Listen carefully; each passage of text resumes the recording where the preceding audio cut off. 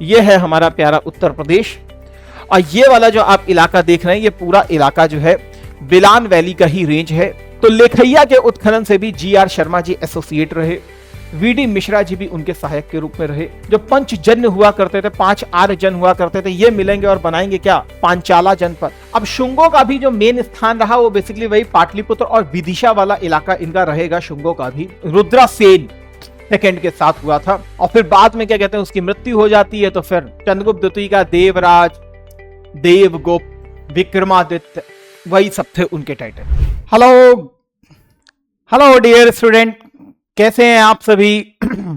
मैं सुमित अरोड़ा PW में आप सभी का बहुत बहुत स्वागत करता हूं। डियर स्टूडेंट, हम आपके लिए एक सीरीज लेकर के आए हैं, that is Uttar Pradesh specific. खासकर प्रीलिम्स के पॉइंट ऑफ व्यू से है, और प्रीलिम्स के पॉइंट ऑफ व्यू से ब्रॉड लेवल पर इसको कवरेज किया गया है, जो आपके परीक्षा उपयोगी दृष्टिकोण से बहुत इंपॉर्टेंट होगी।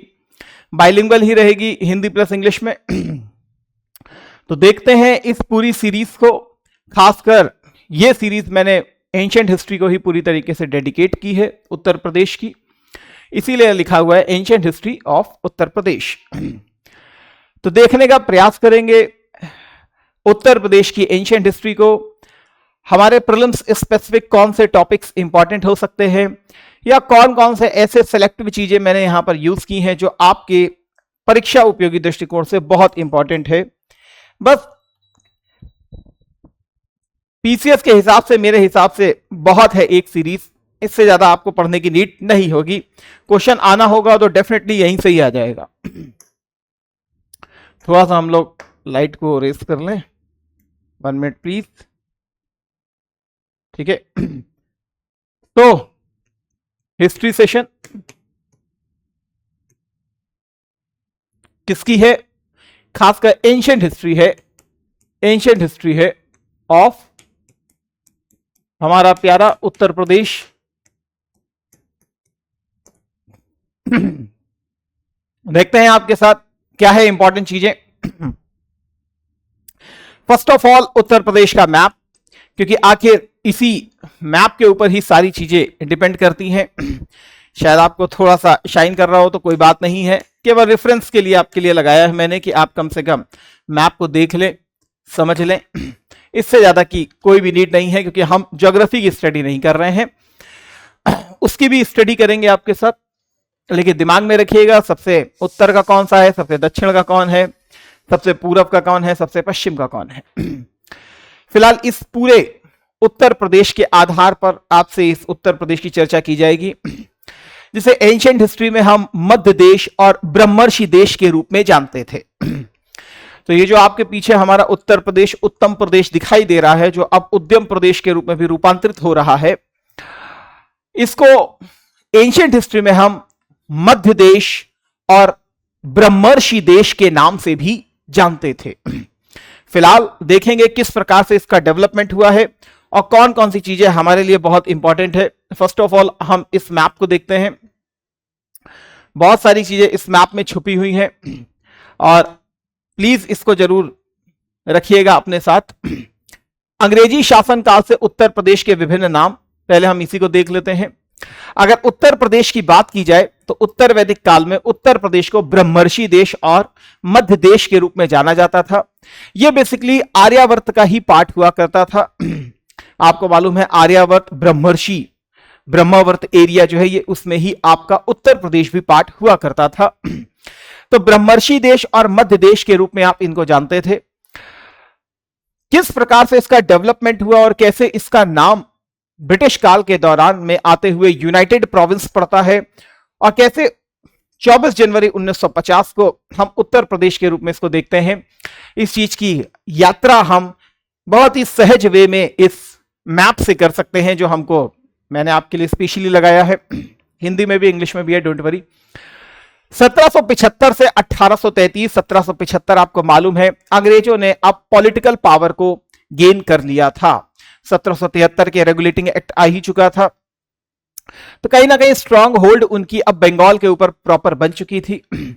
तब ये जो प्रांत हुआ करता था वो बंगाल प्रेसिडेंसी का ही पार्ट हुआ करता था। फोर्ट विलियम के ही अधीन हुआ करता था। लेकिन 1834 वो समय था जब इसका नाम रखा गया था आगरा प्रेसिडेंसी। यह प्रांत स्टिल बंगाल फोर्ट विलियम का ही अधीनस्थ था। उससे अलग करके सर चार्ल्स थियोफिलस मेटकॉफ के अधीन इसको रखा गया। तो इसका मतलब ये उस समय के वहां के गवर्नर थे उत्तर प्रदेश के। इसका मुख्यालय और राजधानी इलाहाबाद की गई और इस प्रांत का नाम आगरा प्रेसिडेंसी कर दिया गया। तो प्लीज मार्क कीजिएगा, पहली कैपिटल के रूप में आपको इलाहाबाद दिख रही है और नाम के रूप में आपको दिख रहा है आगरा प्रेसिडेंसी। जबकि आप किताबों में जब पढ़ते हैं तो किताबों में आपको यहां से वो उठाता है नाम 1836 से, लेकिन मैंने ऑफिशियल उत्तर प्रदेश के डॉक्यूमेंट से उठाया है इस चीज को। तो दिमाग में रखिएगा कि 1836 से पहले 1834 में ही इसका नाम आगरा प्रेसिडेंसी किया जा चुका था और इसकी जो कैपिटल थी वो थी इलाहाबाद। क्या थी? इलाहाबाद। ठीक है। 1836 में पुनः नामकरण हुआ। क्या हुआ?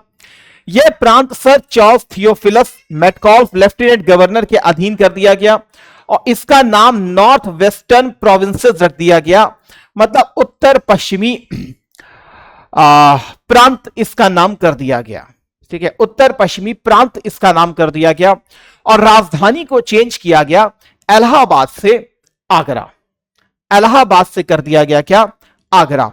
अब आपको जो राजधानी दिखाई पड़ेगी उत्तर प्रदेश की वो इलाहाबाद की जगह आगरा देखने के लिए मिलेगी। ठीक है।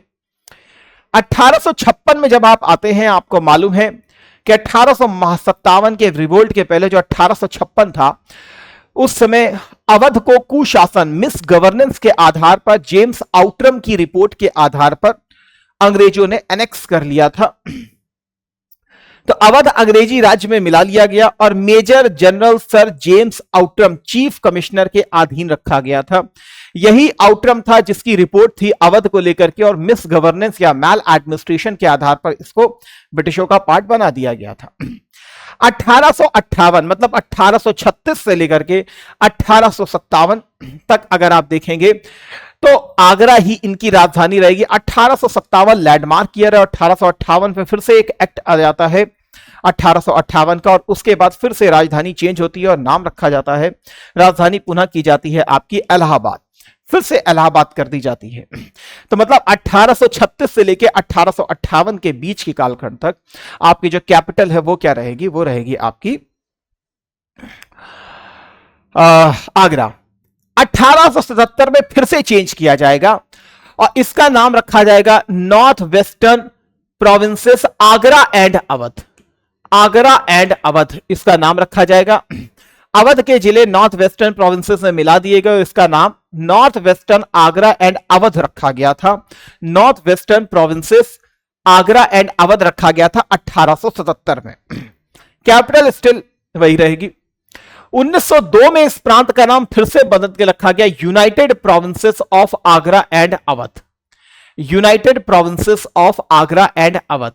तो 1836 में आपका नाम हुआ था क्या? That is north western presidency. और अब यह नाम चेंज होगा सीधे 1877 में। 1835 से 1877 में नाम नहीं चेंज किया जाएगा, यहां पे कैपिटल चेंज की जाएगी। नाम चेंज होगा 1877 में, north western provinces of Agra and Awadh कर दिया जाएगा और 1902 में इसका नाम रखा जाएगा United provinces of Agra and Awadh. 2 से फिर से इसका नाम चेंज किया जाएगा 37 में और नाम रखा जाएगा यूनाइटेड प्रोविंस। तो 3 बहुत लैंडमार्क ईयर रहेंगे 1877 से लेके 1902 और 1902 से लेके 1937। क्यों 1937? अरे 1937 में आपको मालूम है इलेक्शन हुए थे और कांग्रेस ने 8 प्रोविंसेस में अपनी गवर्नमेंट को प्रॉपरली फॉर्म किया था, तो इसीलिए 1937 बहुत इंपॉर्टेंट बन जाता है। फिर 24 जनवरी 1950 को आप उत्तर प्रदेश दिवस भी मनाते हो। उत्तर प्रदेश नामकरण कर दिया गया और 2000 में मालूम है आपको कि उत्तरांचल प्रांत को क्रिएट किया गया। कौन सी डेट थी वो? 9 नवंबर थी, 15 नवंबर थी या 3 नवंबर थी, प्लीज बताइएगा जरा कि कौन सी डेट थी, या 6 नवंबर थी, बताइएगा जरा कि 6 नवंबर, 3 नवंबर, 6 नवंबर, 9 नवंबर, 15 नवंबर, कौन सी डेट थी जब इसको क्रिएट किया गया था उत्तरांचल को, जरा डेट को याद रखिएगा। फिलहाल कुछ बेसिक सा हमने डिस्कस किया है, याद रखिएगा। 1836, 1877, 1877, 1902, अब यहीं पर मार्क कर लीजिए 1836, 1902, 1937 और 1950। तो एक जगह याद कर लो, 1836, 1877, 1902, 1937 और 1950, यहीं पर सारा खेल आपको देखना होगा। ठीक है, आई होप सो आप इस चीज को समझ गए होंगे। चलिए कोई नहीं, फिलहाल अगर बात की जाए तो मैंने आपसे कहा था कि बेसिकली एंशिएंट हिस्ट्री, खासकर वैदिक काल में अगर हम आते हैं तब हम देखते हैं ये ब्रह्मावर्त का ही पार्ट हुआ करता था, आर्यावर्त का ही पार्ट हुआ करता था, और इसको मध्य देश और ब्रह्मर्षि देश के रूप में भी जाना जाता था। फिलहाल हम डिस्कस करेंगे प्रागैतिहासिक काल से, क्योंकि बहुत इंपॉर्टेंट साइट्स हैं और ये इंपॉर्टेंट साइट से आपके लिए क्वेश्चन बन भी जाते हैं। खासकर देखें तो स्टोन कल्चर, तो स्टोन कल्चर आप सभी को मालूम है, जब मानव जो है ना ही पढ़ सकता था ना ही लिख सकता था, वे ऑफ कम्युनिकेशन के बारे में हमें कोई भी आइडियोलॉजी नहीं है, हमें वहां के किसी भी प्रकार के साहित्यिक सोर्स, लिटरेरी सोर्सेज नहीं मिलते हैं, हमें बेसिकली जो पुरातात्विक सोर्स हैं, जो हमको बोला जाए तो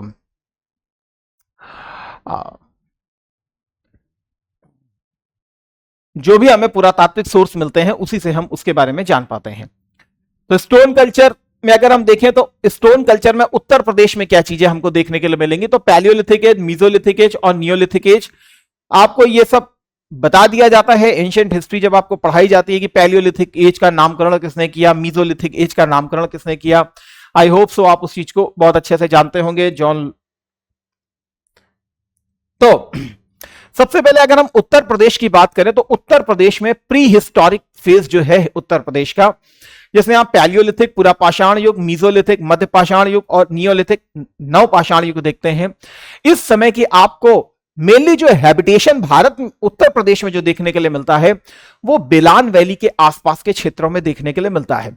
बेलान वैली का वो क्षेत्र है खासकर प्रयागराज, प्रतापगढ़, मिर्जापुर, सोनभद्र और चंदौली, ये वाले जो इलाके हैं, आपको यहां पर एंशिएंट सेटलमेंट देखने के लिए मिलता है उत्तर प्रदेश का। तो उत्तर प्रदेश की यहां से चीजें आपको देखने के लिए मिल जाती हैं। बेलान वैली, ठीक है, बेलान रिवर वैली, यहां पर आप देख रहे होंगे कैमूर रेंज भी यहां पर आपको दिख जाती है। बेलान रिवर और बेलान रिवर के आसपास ही यहां पर आपको डेवलपमेंट्स देखने के लिए मिलते हैं, अर्ली ह्यूमन हैबिटेशन भी देखने के लिए मिल जाता है। आप देख रहे हैं यहीं पर आपको इलाहाबाद भी दिख रही है, ठीक है। फिलहाल यह है हमारा प्यारा उत्तर प्रदेश, ठीक है, यह है हमारा प्यारा उत्तर प्रदेश, और ये वाला जो आप इलाका देख रहे हैं ये पूरा इलाका जो है बेलान वैली का ही रेंज है, ठीक है। ये पूरा आपको बेलान वैली की ही रेंज दिखाई पड़ेगी। बेसिकली बेलान रिवर वैली है, तो वैली में तो बहुत सारी नदियां भी मिल जाती हैं, बेलान रिवर बेसिन भी हम इसको कह सकते हैं। तो यहां पर आपको बेसिकली अर्ली ह्यूमन हैबिटेशन देखने के लिए मिलेगा, जो कि आपको समझ में भी आ रहा होगा। ये बेसिकली बघेलखंड का कुछ एरिया आपको यहां पर दिख रहा होगा, कैमूर रेंज यहीं पर आपको दिखाई पड़ेगी, बुंदेलखंड रीजन ये है, ठीक है, ठीक है। दिस मज बघेलखंड का इलाका भी कुछ आपको दिखाई पड़ेगा यहां पर, ऊपर फिर आपका रोहेलखंड वाला इलाका आ जाएगा, ठीक। तो बेलान वैली ऐसी वैली है जहां से आपको, चाहे आप पैलियोलिथिक एज की बात करें, पूरा पाषाण काल की बात करें, या मध्यपाषाण काल की बात करें, या नवपाषाण काल की बात करें, सारी आपको हैबिटेशन यहां पर देखने के लिए मिलेगा। तो बेलान वैली बहुत कॉमन रहेगी, चाहे पूरा पाषाण काल हो, हर प्रकार का हैबिटेशन इसने यहां पर देखा है बेलान वैली ने, और उसके हमें सारे एविडेंस मिले हैं, हमें कुछ साइट्स भी मिली हैं। उन साइट्स को आपको दिमाग में जरूर रखना चाहिए, क्योंकि यहां से आपका पीसीएस ना केवल प्रीलिम्स बल्कि मेंस में भी निकालता है, लेकिन मेंस के लिहाज से हम अभी डिस्कस नहीं कर रहे हैं, तो हम प्री के हिसाब से मेनली डिस्कस करने का प्रयास करेंगे। तो बेलान वैली की अगर हम बात करें तो विश्व के उन प्राचीनतम स्थानों में है जहां पर मानव का प्रथम बसाव हुआ था, जहां पर हमने अर्ली ह्यूमन हैबिटेशन को देखा था। तो अगर हम देखें पैलियोलिथिक एज को तो आप जानते हैं कि इसको भी 3 भागों में आप बांटते हैं lower Palaeolithic age, middle Palaeolithic age और अपर पैलियोलिथिक एज। आपको मालूम है बेसिकली हम एंशिएंट हिस्ट्री में इसके बारे में पढ़ते भी हैं, तो डीप में जाने का कोई मतलब नहीं है। वहां पर तो हम ऑलरेडी इस चीज को डिस्कस कर लेते हैं कि भाई प्लीस्टोसीन एज क्या थी, होलोसीन एज क्या थी, जहां पर ये डेवलप हुआ है, आइस एज क्या थी, किस प्रकार से डेवलप हुआ है। आपके बारे में अगर मैं इतना कहना चाहूं तो बेसिकली ये जो पैलियोलिथिक एज आप देखते हैं, इसको आप मोटा मोटा भारत के कंसीडर में मान सकते हैं लगभग 5 लाख से लेकर के 10,000 BCE तक का समय। मानने के लिए आप 14 लाख में भी मान सकते हैं, क्योंकि अर्ली अब जो कुछ डिस्कवरीज हो रही हैं उसके आधार पर 15 लाख ईस्वी से भी हम मान सकते हैं, क्योंकि 14 लाख BCE के आसपास भी हमको भारत में जो बोरी वाला स्थान है महाराष्ट्र का, वहां से भी हमें कुछ एविडेंस मिले हैं। लेकिन अगर हम अभी तक की बात करें तो 5 लाख ईसा पूर्व के आसपास की हथनौरा जो आपका नर्मदा वैली है, वहां से हमें बेसिकली ह्यूमन स्कल देखने के लिए मिला है, तो हम वाइडली उसको वहीं से कंसीडर कर लेते हैं। तो हमको उत्तर प्रदेश में तीनों ही स्थान देखने के लिए मिलते हैं। बेलान घाटी के बारे में इतना जरूर याद रखिएगा कि इनका बेलान घाटी का उत्खनन किसने किया था? प्रोफेसर GR शर्मा के द्वारा किया गया था, ये याद रखिएगा। इलाहाबाद विश्वविद्यालय के प्रोफेसर हैं। मैंने सारा अपडेटेड चीजें इसमें यूज की हैं, तो अभी आपको बहुत सारा अपडेटेड चीजें इसमें दिख भी जाएगा। तो प्रोफेसर GR शर्मा के को जरूर याद रखिएगा, जिन्होंने बेलान घाटी का उत्खनन किया था। और यही बेलान घाटी है जहां से हमें बोन से निर्मित मानव एक मातृ देवी की प्रतिमा भी देखने के लिए मिलती है। मदर गॉडेस का स्टैचू भी देखने के लिए मिलता है, जो बेसिकली बोन से निर्मित है। और उस समय के आसपास हमें ऐसा कोई भी एविडेंस कहीं और से प्राप्त नहीं हो पा रहा है। इस प्रकार का मतलब आर्टिफैक्ट्स के रूप में हमको ये चीज मिल रही है, तो कहीं ना कहीं कला की तरफ भी, मानव के सोचने की तरफ ये इशारा करता है। लेकिन चलिए वो एक अलग बात है। लोहदा नाले के समीप से हमें बोन निर्मित एक मातृ देवी की प्रतिमा मिली है। किसने खोजी है? प्रोफेसर GR शर्मा ने खोजी है, मदर गॉडेस की। ये बेसिकली अपर पैलियोलिथिक एज से संबंधित है, जहां मानव पत्थर के साथ बोन्स के उपकरण भी यूज कर रहा था। कहां से? लोहदा नाला से मिली है, याद रखिएगा, बेलान घाटी। ठीक है। इसी प्रकार अगर बात की जाए तो मध्य पाषाण काल की अगर हम बात करें, मध्य पाषाण काल, मीजोलिथिक पीरियड की अगर कुछ बात करें, तो मीजोलिथिक पीरियड में हमें कुछ बहुत इंपॉर्टेंट साइट्स देखने के लिए मिलती है, यही पूरा बेलान वैली के रीजन से। इसमें बहुत सारी इंपॉर्टेंट है, जिसमें एक नाम है सराय नाहर राय, महदाहा, दमदमा, तो दमदमा भी यही हमको देखने के मिलती है। सराय नाहर राय भी देखने के लिए मिलती है। सराय नाहर राय की अगर मैं बात करूं तो बेसिकली प्रतापगढ़ के पास है ये, प्रतापगढ़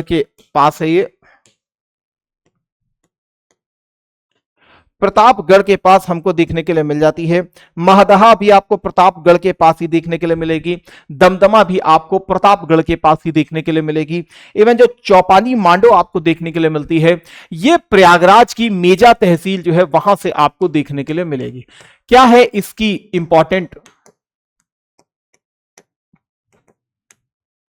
उसको हम देख लेते हैं। तो सराय नाहर राय, महदहा, दमदमा, ये सब प्रतापगढ़ के आसपास आपको देखने के लिए मिल जाएंगे। चौपानी मांडो प्रयागराज की मेजा तहसील के पास आपको देखने के लिए मिलेगी। अब यहां पर आयोग किस प्रकार से क्वेश्चन पूछ लेता है? आयोग जो है बेसिकली जो क्वेश्चन डालता है वो बेसिकली इस प्रकार से डालता है, कहां से कितने बरियल चैंबर्स मिले हैं? 14 बरियल चैंबर्स कहां से मिले हैं? 17 बरियल चैंबर्स कहां से मिले हैं? 41 बरियल चैंबर्स कहां से मिले हैं? कहां से डबल बरियल मिला है? कहां से ट्रिपल बरियल मिला है? ये इनकी कुछ स्पेशलिटी है, जिसके आधार पर आपको चीजें देखनी होती हैं। कहां सबसे ज्यादा बरियल मिले हैं? तो ऐसे क्वेश्चन पहले भी हम देख चुके हैं, 2 से 3 बार इसी प्रकार के क्वेश्चन आ चुके हैं, तो इसको जरूर आपको दिमाग में रखना चाहिए। सराय नाहर राय की बात करें तो यहां हमको बेसिकली 14 बरियल चैंबर्स देखने के लिए मिलते हैं। केवल यही नहीं बल्कि पिट अर्थ भी हमको देखने के मिलते हैं, गर्त चूल्हे भी देखने के लिए यहां से हमको मिल जाते हैं। सिरों, जो मृत व्यक्ति है उसका जो शव रखा हुआ है वो पश्चिम से पूरब की तरफ रखा गया है। नॉर्मल हम देखेंगे, अगर हिस्ट्री में भी आप पढ़ते होंगे तो कहीं उत्तर से दक्षिण भी रखा जाता था, कहीं पश्चिम से पूरब भी रखा जाता था। तो ये कुछ थोड़ा सा अंतर आपको पता होना चाहिए। खासकर मैंने यहां पर आपके लिए अलग से लिखे हैं जो बहुत ही शॉर्ट फॉर्म में रखे गए हैं। मैंने ज्यादा उसको बड़ा नहीं बनाया, ठीक है। तो अलग से अगर मैं बात करूं तो जैसे अगर मैं बात करूं यहां पर लेखैया की लेखैया की बात करें तो यह भी प्रयागराज के निकट आपको देखने के लिए मिलेगा। किसने इसकी खोज की है, कौन कौन इसके उत्खनन से संबंधित रहे हैं? तो professor G R Sharma, professor G R Sharma और V D Mishra. Professor G R Sharma और वी डी मिश्रा लेखैया के उत्खनन से संबंधित रहे हैं। Professor G R Sharma basically इस पूरे बेल्ट में आपको देखने के लिए अधिकांश जगहों पर मिल जाते हैं। दो ही लोग आपको मेजर देखने के लिए मिलते हैं, वी डी मिश्रा जी और professor G R Sharma ji. तो इलाहाबाद के प्रोफेसर भी रहे जी आर शर्मा जी, तो मोस्टली आप जगह पर यहां पर देखेंगे। तो लेखैया के उत्खनन से भी जी आर शर्मा जी एसोसिएट रहे, वी डी मिश्रा जी भी उनके सहायक के रूप में रहे। यहां से हमें 17 ह्यूमन स्केलेटन देखने के लिए मिलते हैं। यहां से हमें 17 ह्यूमन स्केलेटन देखने के लिए मिलते हैं।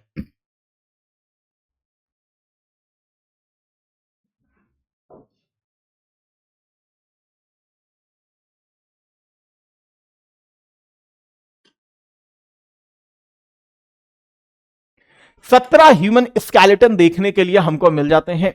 कहां से? तो जो इंपॉर्टेंट चीज है मैंने वही निकाली। इसके अलावा हड्डी के उपकरण यहां से भी देखने के लिए हमको मिलते हैं। हड्डी के उपकरण यहां से भी हमको मिलते हैं। हड्डी के उपकरण यहां मेजर हमको महदहा से बहुत ज्यादा मिलते हैं हड्डी के उपकरण, ठीक है।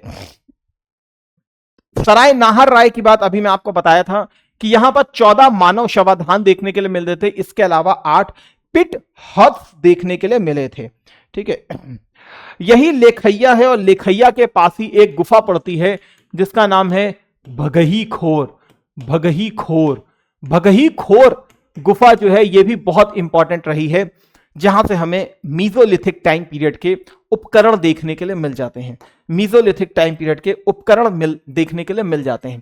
प्लीज इनके नाम याद रखिएगा, भगही खोर, लेखैया, ये सब याद रखिएगा, इसको स्किप मत कीजिएगा। ये सब आपको मेंस के लिए भी हेल्प करेंगे।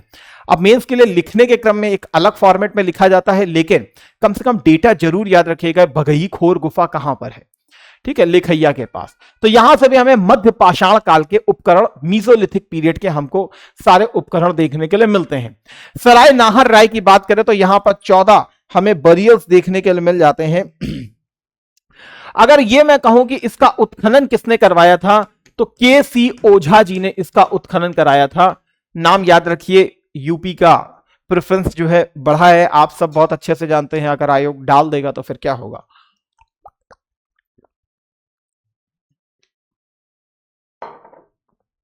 तो के सी ओझा जी जो हैं वो बेसिकली सराय नाहर राय के उत्खनन से जुड़े हुए हैं। इसके अलावा महदहा से बात करें तो इसकी सबसे खूबसूरती है कि यहां, खूबसूरती क्या मतलब, यहां जो स्पेशलिटी है वो है डबल बरियल चैंबर्स मिलना, डबल बरियल्स चैम्बर मिलना। और माना जाता है ये स्त्री पुरुष का, मेल और फीमेल बॉडी है, तो डबल बरियल्स चैम्बर हमको देखने के लिए मिलती है। इसके भी उत्खनन से कौन जुड़े हैं, वी डी मिश्रा और जे एन पाल। जे एन पाल और क्या कहते हैं, V D Mishra ji basically इसके उत्खनन से जुड़े हैं। इसी प्रकार चौपानी मांडो की बात करें तो वी डी मिश्रा जी जो हैं वो बेसिकली हमें चौपानी मांडो से देखने के लिए मिलते हैं। कहां पर है, तो ये मैंने ऑलरेडी आपको अभी बताया था, प्रयागराज की मेजा तहसील, प्रयागराज की मेजा तहसील, ठीक है। वी डी मिश्रा जी इसके उत्खनन से जुड़े हैं। यहां पर बेसिकली अगर बात करें तो प्राचीनतम मृदभांड मतलब earliest evidence of pottery making हमको यहां पर देखने के लिए मिलती है। तो earliest evidence of pottery making हमको यहां से देखने के लिए मिलती है चौपानी मांडो वाले रीजन से। इसलिए भी ये हमारे लिए इंपॉर्टेंट हो जाता है। उत्तर प्रदेश के रिगार्डिंग ये पूछ सकता है कि उत्तर प्रदेश में सर्वप्रथम कहां पर मृदभांड, हस्त निर्मित मृदभांड कला को विकसित करने का हम क्रम देखते हैं, तो फिर चौपानी मांडो इज द राइट आंसर, जो प्रयागराज की मीजा तहसील के पास आपको देखने के लिए मिलता है। इसके अलावा सबसे इंपॉर्टेंट है दमदमा। दमदमा, प्रतापगढ़ के पास आपको ये देखने के लिए मिलेगा। सबसे इंपॉर्टेंट चीज है इसकी, सबसे इंपॉर्टेंट चीज है यहां पे हमें 41 बरियल चैंबर्स देखने के लिए मिलते हैं। 41 बरियल चैंबर्स देखने के लिए मिलते हैं। ठीक है, इसके अलावा 5 डबल बरियल चैंबर्स भी देखने के लिए मिलते हैं। ना केवल ये, बल्कि हमें ट्रिपल बरियल चैंबर्स भी देखने के लिए मिलते हैं। तो ट्रिपल बरियल्स अपने आप में बहुत ही एक्सेप्शनल केस रहता है, तो इसीलिए आपके लिए ट्रिपल बरियल बहुत इंपॉर्टेंट हो जाता है। हमको 3 युग्म, त्रियुग्म शवाधान कहां से देखने के लिए मिलता है, तो कम से कम आप ये दिमाग में जरूर रखिए कि त्रियुग्मी जो क्या कहते हैं शवाधान देखने के लिए मिलता है, वो बेसिकली हमको यहां से देखने के लिए मिलता है। ठीक है, हाँ ठीक है ठीक है। डबल बरियल्स देखने को मिलते हैं 41 शवाधान। सबसे ज्यादा जो हमें चैम्बर्स देखने के लिए मिल रहे हैं, बरियल चैम्बर्स, वो बेसिकली हमको यहीं से देखने के लिए मिलते हैं। ठीक है, तो चलिए आ जाते हैं आगे। मैंने इसको लिखा भी है, सो डोंट वरी। महदहा से अगर हम बात करें तो यहां हमें डबल बरियल चैम्बर्स देखने के लिए मिल जाते हैं, अर्थात मेल और फीमेल जो है उन दोनों को एक ही ग्रेवयार्ड में बेसिकली रखा गया है। दमदमा में अगर हम देखें तो लगभग 41 बरियल चैम्बर्स हमको देखने के लिए मिलते हैं। इसके अलावा पिट हर्ट्स भी देखने के लिए मिलते हैं। ठीक है, 5 हमें युगल समाधियां देखने के लिए मिलती है, तो कपल बरियल्स भी देखने के लिए मिलता है। इवन लोथल जब आप हड़प्पा में आओगे तो सोचिए कि इस जो मैकेनिज्म है इसको कंटिन्यू किया गया था कब, हड़प्पा तक कंटिन्यू किया गया था। वहां पर भी आपको इस तरीके से देखने के लिए चीजें मिलेंगी। और फिर कुछ एक्सक्लूसिव फिर आप नियोलिथिक एज में भी देखते हो, जिसमें बुर्जा होम का इलाका दिखता है, जहां पर बेसिकली मानव के साथ साथ उसके डॉग जो पेट्स था उसको भी बेसिकली बरियल देखने के लिए हमें मिलते हैं। इसके अलावा एक साथ ट्रिपल अगर हम देखें तो 3 ह्यूमन बॉडीज को भी एक साथ रखा गया है। तो कुछ स्पेशलिटी है, इस स्पेशलिटी के आधार पर आपसे क्वेश्चन डाल देता है सबसे ज्यादा बरियल चैम्बर्स कहां मिले, या 3 ह्यूमन जो बॉडीज हैं उनका हमें बरियल चैम्बर्स कहां देखने के लिए मिलता है। तो इन सब चीजों को थोड़ा सा याद रखिए। अगर प्रीवियस ईयर के क्वेश्चन अगर आपने किए हो तो ऐसे क्वेश्चन पहले भी आपसे आ चुके हैं। ठीक है, जैसे यहां पर एक लगा भी है, एक ही कब्र से 3 मानव कंकाल मिलते हैं। कहां से मिलते हैं, तो अब आप सभी को मालूम है, दैट इज दमदमा। दमदमा से 3 मानव कंकाल आपको देखने के लिए मिल जाएंगे, 3 मानव शव आपको देखने के लिए मिल जाएंगे। उसी प्रकार किस स्थल से हड्डी के उपकरण हमें देखने के लिए मिले हैं, तो हड्डी के उपकरण वैसे मिले तो बहुत जगह से हैं, तो लेकिन इनमें सबसे इंपॉर्टेंट जो माना जाता है दैट इज महदहा। महदहा से हमको बेसिकली यहां से हड्डी के उपकरण देखने के लिए मिले हैं, हड्डी से उपकरण देखने के लिए मिले हैं। इवन सराय नाहर राय से भी मिला है, लेकिन महदहा आयोग ने माना है, तो कम से कम आप महदहा को लेकर के चले। ठीक है, लेखैया से मैंने अभी आपको बताया था कि लगभग 17 मानव कंकाल यहां से आपको देखने के लिए मिलते हैं। इसके अलावा प्रदेश में अगर नियोलिथिक अगर साइट्स को हम देखें तो नियोलिथिक साइट्स में हमको बेलान नदी के तट पर स्थित कोल्ढीवा भी देखने के लिए मिलता है। महागड़ा पंचोह के अतिरिक्त लहुरा देव का हमें बहुत इंपॉर्टेंट एग्जाम्पल देखने के लिए मिलता है। कोल्ढीवा, महागड़ा, पंचोह, लहुरा देव, ये सब जो है इलाके, यहां से हमको नियोलिथिक एज के हमें बहुत सारे देखने के, इवन सोहगौरा भी है। सोहगौरा से भी हमें देखने के लिए मिलते हैं। कोल्ढीवा आप बहुत अच्छे से जानते हैं कि कोल्ढीवा जब तक लहुरा देव को प्रॉपरली एक्सकेवेट नहीं किया गया था तब तक हम यही मान करके चलते थे कि बेसिकली इंडिया में अगर हम देखें तो सबसे पहले राइस कल्टीवेशन जो है वो कहां किया गया था, वो कोल्ढीवा वाले रीजन में किया गया था। लेकिन जब से लहुरा देव की खोज कर दी गई तब से ये स्थापित हो चुका है कि लहुरा देव वो स्थान है जहां पर सबसे पहले एग्रीकल्चर को किया गया था, सबसे पहले धान की खेती यहीं से की गई थी। तो कोल्ढीवा लगभग 7000 से 6000 पहले यही माना जाता था, लेकिन अब लहुरा देव को हम मानते हैं कि कृषि के प्राचीनतम स्थल के रूप में लहुरा देव का स्थान आ चुका है जहां पर सबसे पहले खेती की गई थी। ठीक है, अब इसके बाद अगर हम देखें तो नियोपाषाण काल, नवपाषाण काल तक तो मानव ने केवल पाषाण को ही यूज किया है और ज्यादा से ज्यादा बोन्स के उसने उपकरणों को यूज किया है। लेकिन नियोलिथिक एज के बाद आता है आपका चाल्कोलिथिक एज। चाल्कोलिथिक एज बोले तो आपका ताम्रपाषाण काल, और ताम्रपाषाण काल में मानव ने जो सबसे पहले धातु को यूज किया था वो कौन सी थी? वो थी आपकी तांबा। तो तांबे को बेसिकली उसने यहां पर यूज किया था। इसके आधार पर आपको मालूम होगा, आपने हिस्ट्री भी पढ़ी होगी तो आपको मेजर साइट्स मालूम होंगी कि आप राजस्थान के इलाके में देखोगे तो आपको साइट्स देखने के लिए मिलेंगी। आप बनास वैली के पास आपको दिख जाएगी। इसके अलावा अगर मैं बात करूं तो आप मध्य प्रदेश में देखोगे तो मालवा वाली आपको साइट देखने के लिए मिलेगी, और साउथ में जाओगे तो जौरवे कल्चर आपको देखने के लिए मिलेगा। राजस्थान में आहाड़ कल्चर, बनास कल्चर, हाँ, गणेश्वर कल्चर, जोधपुरा कल्चर, ये सब आपको देखने के लिए मिलेगी। मध्य प्रदेश में मालवा कल्चर, कायथा कल्चर, ये सब आपको देखने के लिए मिलेगा।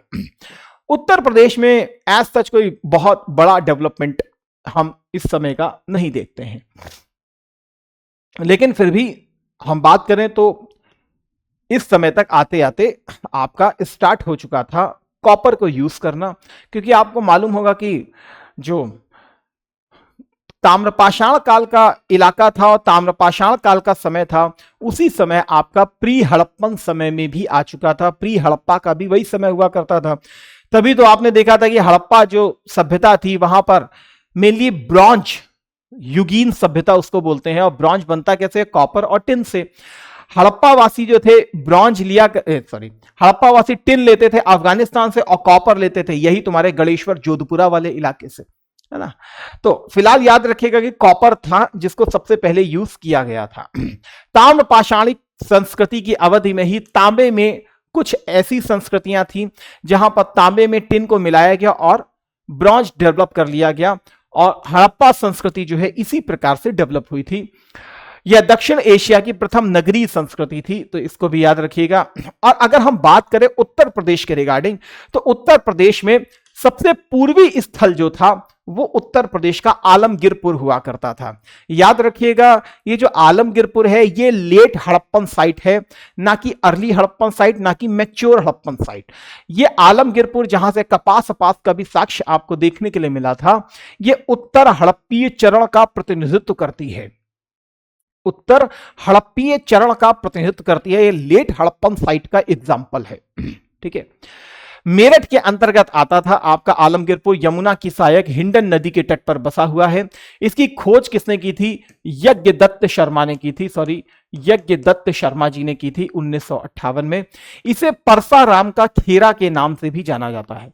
इसे परसाराम का खेरा के नाम से भी जाना जाता है, तो कम से कम दिमाग में रखिएगा। तो यज्ञदत्त शर्मा जी ने की थी। यज्ञदत्त शर्मा, इसे परसाराम का खेरा के नाम से भी आप जानते हैं। इसके अलावा उत्तर प्रदेश में कौन सी ऐसी साइट्स थी जो हड़प्पा साइट्स थी और जो बहुत इंपॉर्टेंट साइट्स मानी जाती हैं, तो उसके रिगार्डिंग मैंने यहां पर कुछ नाम आपके लिए लिखे हैं ताकि आप केवल इन नामों को बहुत अच्छे से पढ़ लें। डेफिनेटली अगर मेंस होगा तो इसके बारे में कुछ हम लोग आगे लिखेंगे भी, लेकिन जो प्री के हिसाब से बहुत इंपॉर्टेंट था उसको मैंने यहां पर लेने का प्रयास किया है। लेकिन याद रखिएगा, अगर आपको भी मालूम है कि हड़प्पा सभ्यता को अगर हम देखते हैं तो हड़प्पा सभ्यता का मेन हमें इलाका जो देखने के लिए मिलता है, हड़प्पा सभ्यता का मेन इलाका जो हमें देखने के लिए मिलता है वो बेसिकली ये वाला इलाका था। तो यहां पर जब उत्तर प्रदेश टकराता है तो उत्तर प्रदेश का पश्चिम वाला भाग जो है वो बेसिकली हड़प्पा संस्कृति को रिप्रेजेंट करेगा। पूर्वी वाला नहीं है, याद रखिएगा, पश्चिम का है, दक्षिण वाला नहीं आपको दिखाई पड़ेगा, पश्चिम वाला मेनली आपको दिखाई पड़ेगा, क्योंकि सिविलाइजेशन का जो प्रसार है फ्रॉम वेस्ट टू ईस्ट की तरफ हो रहा है। ठीक है, तो वेस्ट में पहले आएगा फिर ईस्ट की तरफ जाएंगे, इसीलिए यहां पर जितनी भी आपको साइट्स दिखाई पड़ेंगी ये पश्चिमी उत्तर प्रदेश की तरफ ही आपको मेजरली दिखाई पड़ेंगे। ठीक है, अभी भी बहुत सारे एक्सकेवेशंस हो रहे हैं, बहुत सारी साइट्स खुल खुल करके नजर में आ रही हैं, तो उसके लिए आपको अखबारों से अपने आप को अपडेट करना पड़ता है। मैंने अपडेट किया और कुछ साइट्स को मैंने यहां पर लिखा भी है। जैसे सबसे पहले सिनौली का नाम लिखा हुआ है। सिनौली है कहां पर? बेसिकली बागपत में है। बागपत आप जान ही रहे हैं, बागपत, बागपत को देखिएगा जरूर। तो बागपत को अगर देखें तो बेसिकली इसकी एक्सकेवेशन किसने किया है? डीवी शर्मा जी ने किया है। एक्सकेवेशन के साथ जो यहां पर आपको मेन पर्सनालिटी दिखाई पड़ते हैं वो बेसिकली डीवी शर्मा जी दिखाई पड़ते हैं, जिन्होंने बेसिकली सिनौली वाले स्थान का एक्सकेवेशन किया है। इसके अलावा सिनौली से भी हमको जुड़वा कब्रगाह देखने के लिए मिलते हैं, और इस कब्रगाह की सबसे इंपॉर्टेंट विशेषता है ये दोनों मेल बॉडीज हैं। एक फीमेल बॉडी, एक मेल बॉडी नहीं है, दोनों ही मेल बॉडीज हैं। तो दो पुरुषों की हमें कब्र यहां पर देखने के लिए मिलती है। इसको हमने डबल बरियल के रूप में भी कंसीडर किया है, तो डबल बरियल के रूप में हम इसको याद करते हैं। आई होप सो आपको यह चीज याद रहेगा, ठीक है। इसके अलावा बात करें तो यहां पर हमें ट्रिपल बरियल भी देखने के लिए मिलता है। ऐसी ही चीज आपने दमदमा वाले इलाके में भी देखी थी। दमदमा जो कि आपको मालूम है प्रतापगढ़ वाले रीजन के पास, जो कि बेसिकली अगर आप देखें तो कहीं ना कहीं बिलान वैली का वो पूरा रीजन आपको, पठारी क्षेत्र भी आपको देखने के लिए उधर साइड मिलेगा, कैमूर रेंज वाला। लेकिन वहां पे भी ट्रिपल बरियल था, यहां पर भी ट्रिपल बरियल आपको देखने को मिला, लेकिन ये वेस्टर्न साइट है और ये लेट हड़प्पन साइट आपको देखने के लिए मिल रही है। तो कम से कम कंफ्यूज मत होइएगा, इस चीज को भी दिमाग में रखिएगा, ठीक है। जो प्री के हिसाब से आपके इंपॉर्टेंट हो सकता है, दो मेल बॉडीज कहां पर एक साथ दफनाई गई हैं? तो बेसिकली सिनौली वाले इलाके में दफनाई गई हैं। इसके अलावा बुलंदशहर में देखें तो बुलंदशहर में आपको बेसिकली भाटपुरा और मानपुरा वाली दो साइट आपको देखने के लिए मिलेगी। कौन कौन सी? भाटपुरा और मानपुरा, प्लीज दिमाग में रखिएगा, भाटपुरा और मानपुरा, नहीं तो दे देगा कहीं से भी कंफ्यूज आपको कर सकता है। मैच द फॉलोइंग में भी लेकर के आ सकता है, correct the miss spelt word भी आपसे देख सकता है कि कौन किस लोकेशन से करेक्टली मैच है, कौन सा नहीं है। तो इस चीज को भी मेनली फोकस कीजिएगा। कैराना, कैराना आप सभी को मालूम है, शामली वाला, ये तो बहुत ज्यादा समाचारों में भी रहता है, तो ये तो आपको याद भी रहेगा, कैराना वाला इलाका। मांडी, मांडी पहले भी आ चुका है, मुजफ्फरनगर में है, मुजफ्फरनगर में है। इस मांडी वाले इलाके से हमें मतलब बहुत अच्छी खासी क्वांटिटी में गोल्ड कॉइन्स देखने के लिए मिले हैं। तो गोल्ड कॉइन्स हमको यहां से देखने के लिए मिले हैं। अब वो कॉइन्स के फॉर्मेट में नहीं है, लेकिन बट है, उसको कॉइन्स ही माना जा रहा है। तो गोल्ड कॉइन्स के साक्ष्य हमको कहां से देखने के लिए? मांडी वाले इलाके से। इसके अलावा सहारनपुर उत्तर प्रदेश का सबसे नॉर्दर्न मोस्ट डिस्ट्रिक्ट, हुलास और बड़ा गांव, हुलास और बड़ा गांव, इन दो को भी प्लीज याद रखिएगा। हुलास और बड़ा गांव साइट है कहां पर? भाटपुरा मानपुरा साइट है कहां पर? मांडी साइट कहां पर है? सनौली साइट कहां पर है? एरिया को याद रखें। चांदपुरा या चांदीपुरा एक ही बात है, कहीं कहीं चांदपुरा भी लिखा है, कहीं कहीं चांदीपुरा भी लिखा है। तो बिजनौर वाले रीजन से है। सभी बहुत इंपॉर्टेंट डिस्ट्रिक्ट के रूप में है। एक सबसे ईस्टर्न वेस्टर्न मोस्ट डिस्ट्रिक्ट आपको दिखाई पड़ रहा है यहां पर, एक नॉर्दर्न मोस्ट डिस्ट्रिक्ट दिख रहा है यहां पर, एक गंगा जी वाला डिस्ट्रिक्ट आपको दिखाई पड़ रहा है यहां पर। इन सबको दिमाग में रखिए। अगर सेंसस के आंकड़े आपको पढ़े होंगे तो बागपत भी आपको बहुत अच्छे से याद आने वाला है।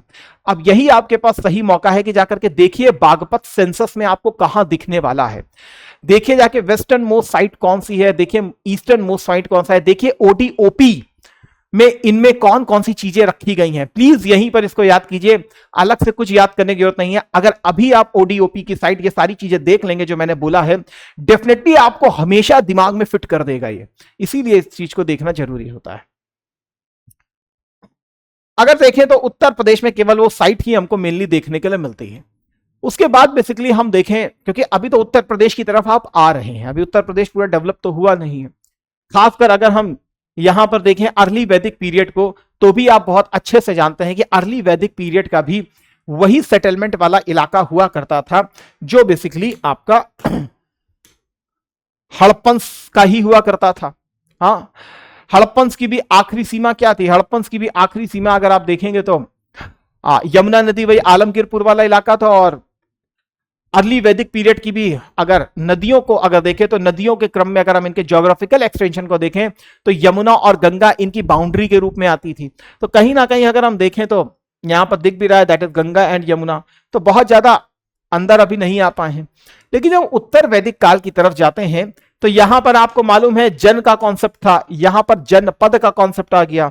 जन का मतलब लोग, पद का मतलब फीट, जहां पर आपने पैर जमा दिए हो दैट इज कॉल्ड जनपद। तो ये हो गया था आपका जनपद। अब उत्तर वैदिक काल तक आते आते उत्तर प्रदेश जो है वहां पर डेवलपमेंट आपका चालू हो रहा है। वहां पर उत्तर प्रदेश में बेसिकली अगर बात करें तो डेवलपमेंट आपको चालू हो रहा है।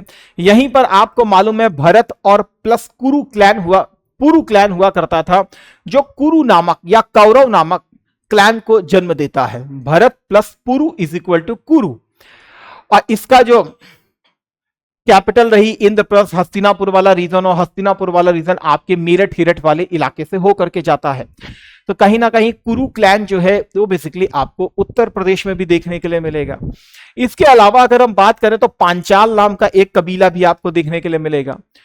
तो तुर्वस प्लस क्रीवी यहां पर आपको दिख भी रहा होगा, तुर्वसा एंड क्रीवी, जो पंचजन्य हुआ करते थे, 5 आर्य जन हुआ करते थे, ये मिलेंगे और बनाएंगे क्या, पांचाला जनपद। और पांचाला जनपद को देखेंगे तो अभी आएगा, डोंट वरी। बरेली से लेकर के लगभग कन्नौज फर्रुखाबाद तक के इलाके में आपको पांचाल जनपद देखने के लिए मिलेगा।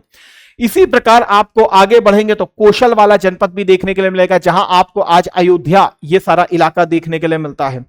इसी प्रकार चेदी वाला, ये सारे अभी जनपद के कॉन्सेप्ट में दिखाई पड़ेंगे। आगे यही डेवलप होंगे महाजनपद के कॉन्सेप्ट में, आगे यही डेवलप होंगे महाजनपद के कॉन्सेप्ट में। लेकिन आखिर यहां से यहां तक एक्सटेंशन हुआ क्यों, तो आप सब बहुत अच्छे से जानते हैं कि लगभग 1100 से के आसपास तक आते आते यही उत्तर प्रदेश वाले रीजन में ही आपको खासकर अतरंजी खेड़ा, जखेड़ा, नोहो, ये वो इलाके हैं जहां अहिछत्रा, जहां से आपको लोहे की खोज होना स्टार्ट हो गई थी। तो उत्तर वैदिक काल क्यों इंपॉर्टेंट है, क्योंकि इस समय लोहे की खोज होना स्टार्ट हो चुकी है। तो लोहे आपको बेसिकली यहां पर देखने के लिए मिलेगा। और लोहे के साथ आपको मालूम है कौन से मृदभांड जुड़े हुए थे, वो जुड़े थे पीजीडब्ल्यू, याद आ रहा होगा, पेंटेड एंड ग्रे वेयर्स। तो आपको यहां देखने के लिए मिलेंगे पेंटेड एंड ग्रे वेयर्स, क्योंकि ये लौह संस्कृति से ही जुड़े रहे। जबकि हड़प्पा काल में आपको ब्लैक एंड रेड वेयर देखने के लिए मिलेंगे, लाल और काला मृदभांड देखने के लिए मिलेगा हड़प्पा में। लेकिन यहां पर आएंगे तो लौह संस्कृति से जुड़े हुए मृदभांड आपको कौन से दिखाई देंगे, दैट इज पीजीडब्ल्यू। पीजीडब्ल्यू आपको विशेष रूप से दिखाई देखने के मिलेंगे पश्चिमी यूपी, दिल्ली, पंजाब, हरियाणा, ये वाला इलाका आपको इसमें विशेष रूप से देखने के लिए मिल जाएगा। पश्चिमी यूपी, दिल्ली, हरियाणा, पंजाब, ये सारे इलाके आपको देखने के मिल जाएंगे। पश्चिमी यूपी की भी अगर मैं साइट्स की बात करूं तो आपको बेसिकली हस्तिनापुर, अतरंजी खेड़ा, नोहो, अहिछत्रा, पंचोहो, ये सारे इलाके आपको देखने को मिलेंगे जहां से हमें लोहे की नॉलेज मिलना स्टार्ट हो जाती है, यहां से हमको चीजें मिलना स्टार्ट हो जाती हैं। तो उत्तर वैदिक जो काल था वो बेसिकली आयरन एज से जुड़ा हुआ था, ये बेसिकली आयरन कल्चर से जुड़ा हुआ था। और इसी आयरन कल्चर के आधार पर आपने यहां पर जो आज आप उत्तर प्रदेश को देख रहे हैं, उस समय यहां पर हुआ करते थे घने घने जंगल। तो इन घने घने जंगलों को साफ करना कंपैरेटिवली लोगों के लिए आसान हो गया। क्यों? क्योंकि लोहे को अगर आप देखें तो लोहा एक मजबूत मेटल के रूप में आपको दिखता है। उत्तर प्रदेश के भी डेंस फॉरेस्ट को आसान हुआ काटना, साफ करना। और इसी से संबंधित आपको एक कथा मिल जाती है शतपथ ब्राह्मण में, गौतम रहु विदेह माधव की कथा, विदेह माधव की कथा।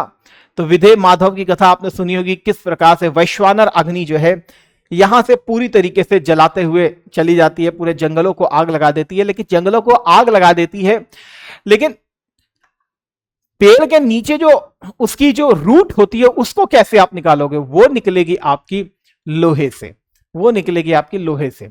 तो लोहा आपका मजबूत मेटल है, लोहा आपका सॉफ्ट मेटल तो होता नहीं है। तो जबकि आपका क्या कहते हैं कॉपर, आपका ब्रॉन्ज कंपैरेटिवली सॉफ्ट मेटल है, बहुत हार्ड मेटल नहीं है, कंपैरेटिवली सॉफ्ट मेटल है। कॉपर से ज्यादा मजबूत मेटल आपको दिखाई पड़ेगी ब्रॉन्ज, और ब्रॉन्ज से फिर लोहा तो फिर बहुत हार्ड मेटल हो गया। तो डेफिनेटली यहां के इलाकों को साफ करना कंपैरेटिवली इजी हुआ यहाँ के लोगों के लिए, और यहां पर फिर बसावट हुई। यहां पर केवल आपको थोड़ा थोड़ा बस केवल ये चीजें याद रखनी है कि कौन कौन से इलाके हैं जो उत्तर प्रदेश में हमको देखने के लिए मिल रहे हैं। यहां बेसिक मैंने आपको बताया है कि उत्तर प्रदेश जो है उस समय बेसिकली इसी को ब्रह्मर्षि देश, मध्य देश के रूप में जानते थे। भारद्वाज, गौतम मुनि, याज्ञवल्क्य, वशिष्ठ, विश्वामित्र, वाल्मीकि जैसे वैदिक काल के कई महान राज्य ऋषि इसी राज्य में जन्मे, बहुतों की कर्मस्थली ये रहा। आर्यों की कई पवित्र पुस्तकें भी यहीं लिखी गई, खासकर वेदास के बारे में कहा जाता है, मोस्टली उनको यहीं पर कंपाइल किया गया। भारत के दो महान महाकाव्य रामायण और महाभारत भी उत्तर प्रदेश से बहुत प्रेरित प्रतीत होते हैं। तो डेफिनेटली होते हैं। रामायण के अगर आप देखें तो बेसिकली राम जी कौशल किंगडम हमको देखने के लिए मिलता है, अयोध्या वाला। उसे बाद भगवान कृष्ण को देखें तो मथुरा वाला इलाका हमको देखने को मिलता है, शूरसेन महाजनपद, शूरसेन जनपद के रूप में भी हमको देखने के लिए मिलेगा, मथुरा जिसकी कैपिटल होगी। तो दोनों के दोनों पात्र जो है वो यूपी से ही एसोसिएटेड होते हुए आपको दिखाई पड़ते हैं। फिलहाल प्री के हिसाब से बस इतना ही दिमाग में रखिए, क्योंकि अभी इनकी चर्चा आएगी, क्योंकि महाजनपद काल बहुत इंपॉर्टेंट यहां बनेगा जब 16 महाजनपदों की हमें चर्चा देखने के लिए मिलेगी, जो कि बुद्धिस्ट ग्रंथ अंगुतर निकाय और जैना ग्रंथ भगवती सुत्त में आपको देखने के लिए मिलेंगे। आप मुझे कमेंट बॉक्स में ये लिख करके बताइएगा कि ये अंगुतर निकाय किसका पाठ है, विनय पिटक का, अभिधम्म पिटक का, सुत्त पिटक का, या तीनों पिटक के ये पाठ हैं। तो प्लीज मुझे ये बताइएगा कि ये अंगुतर निकाय पाठ किसका है। ठीक है, तो बौद्ध ग्रंथ अंगुतर निकाय जो है उसमें और जैन ग्रंथ भगवती सूत्र में बेसिकली हमें 16 महाजनपदों का कॉन्सेप्ट देखने के लिए मिलता है।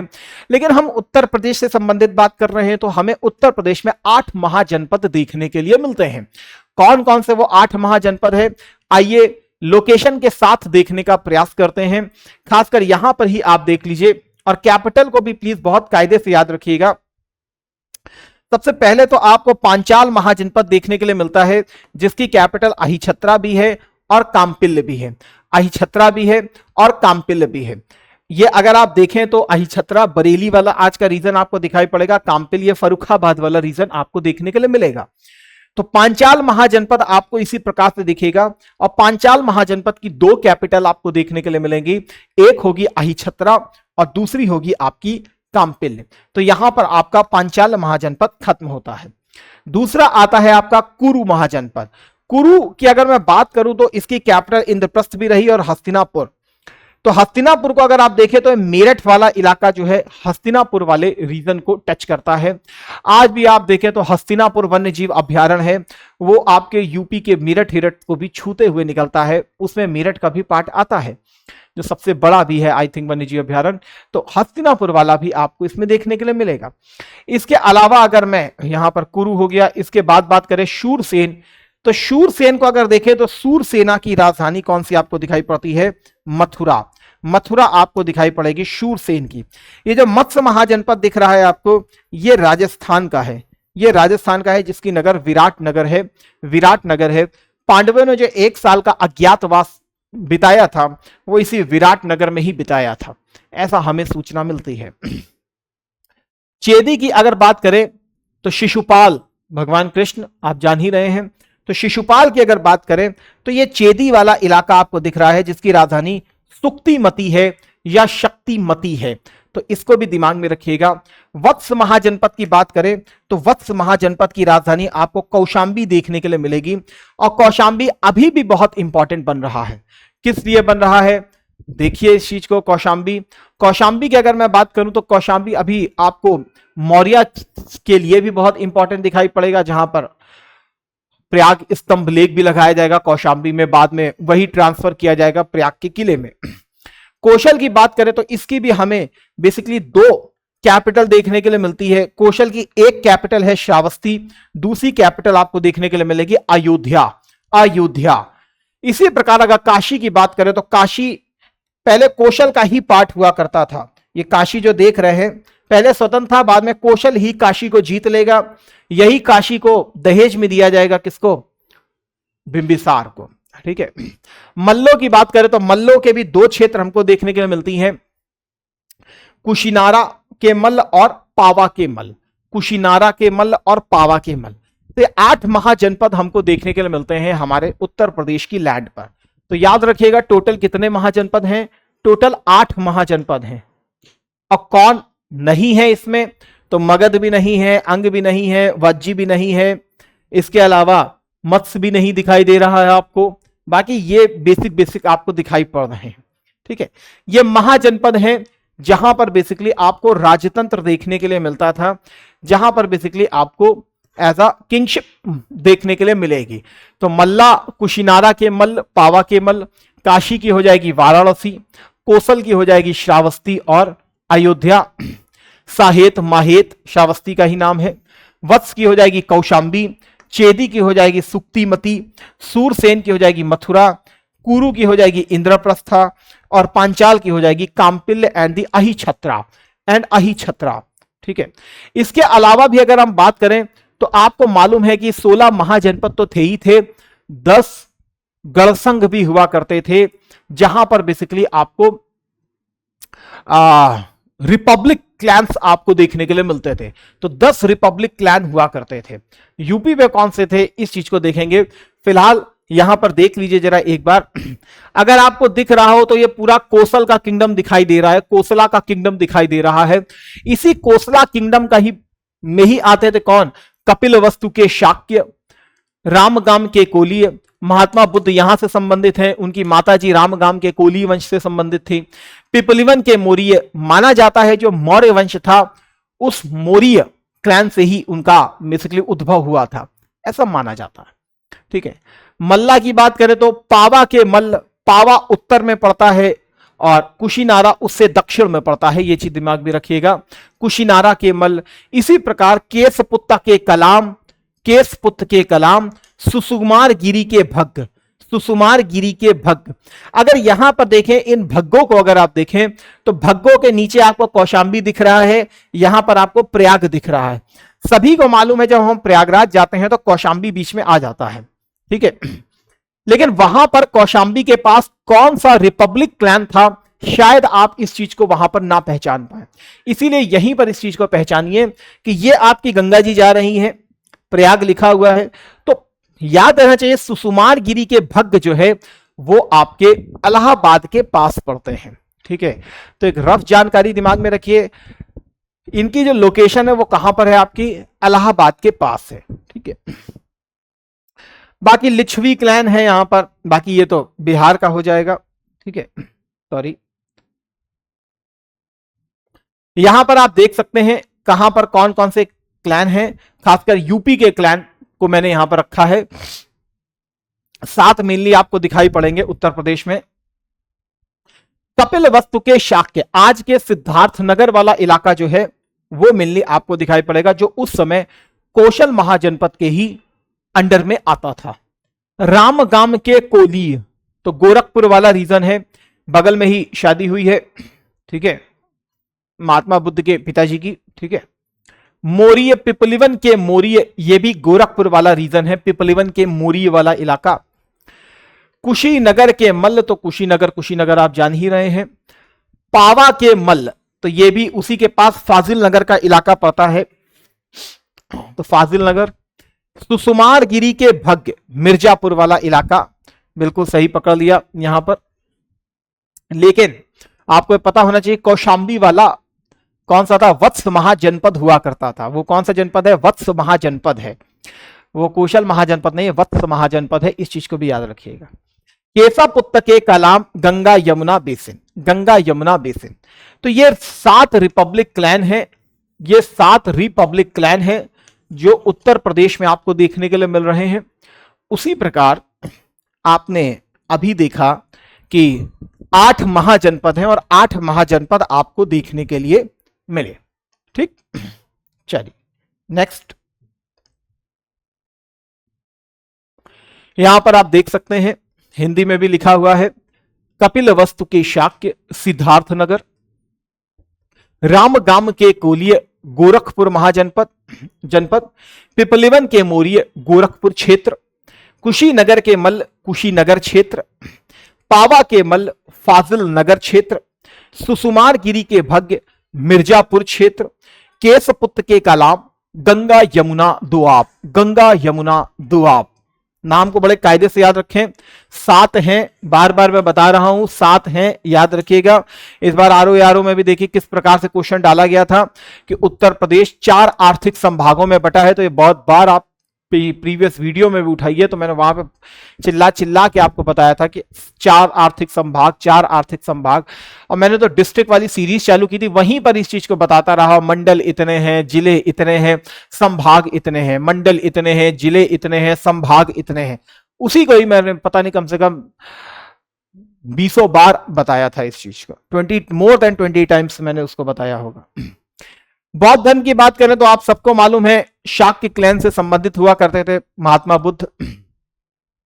बुद्ध का मतलब है इनलाइटेड पर्सन, जो जागृत हो गया हो, इनलाइटेड पर्सन जिसको ज्ञान हो गया हो। बचपन का नाम तो सिद्धार्थ है। तो शाक्य गणराज्य के हैं, कौशल जनपद के अधीन ही आता था। शाक्यों के गढ़ प्रमुख शुद्धोधन बुद्ध के ही पिता थे। कौशल के इक्ष्वाकु की ही एक शाखा हुआ करते थे, इक्ष्वाकु डायनेस्टी।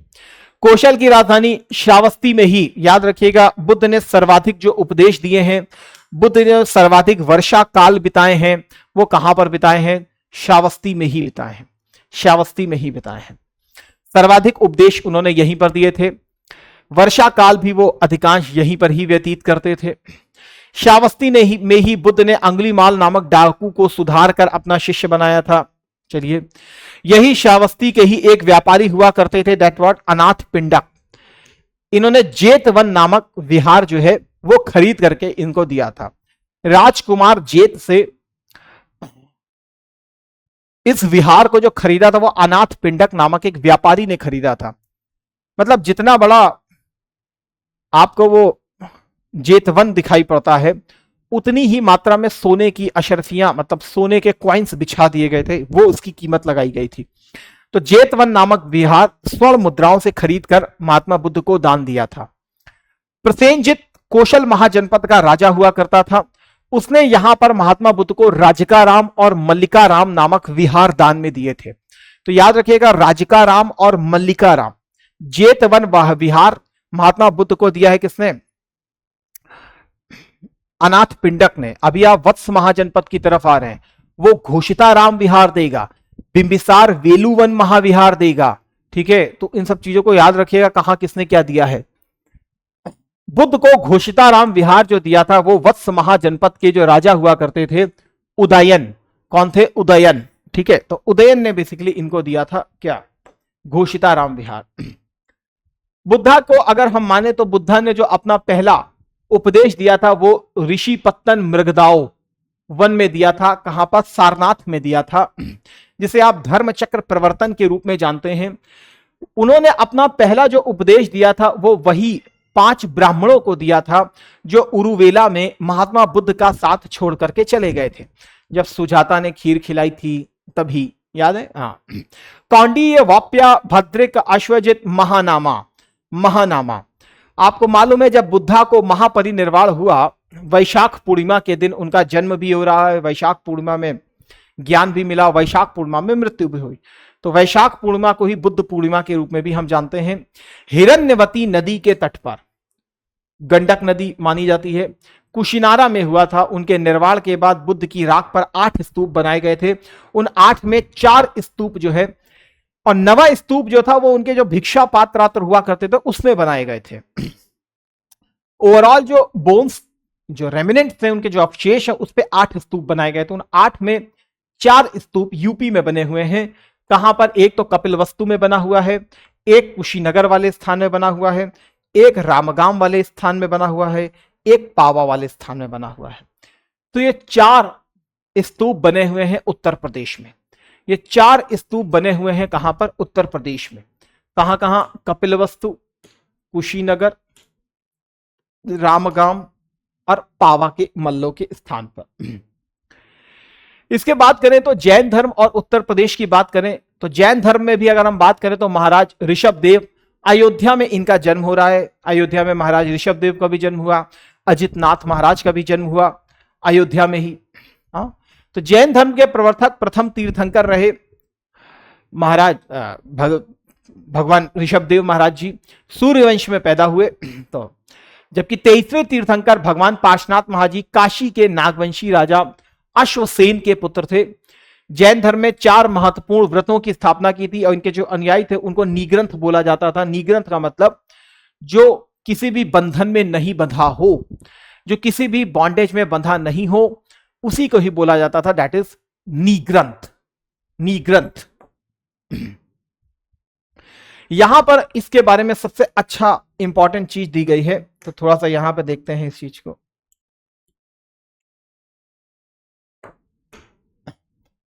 खासकर जैन धर्म के जो 5 तीर्थंकर हैं, प्रभु ऋषभदेव जी, भगवान ऋषभदेव जी, द्वितीय तीर्थंकर भगवान अजितनाथ जी, हाथी इनका प्रतीक चिन्ह है, उनका बुल है।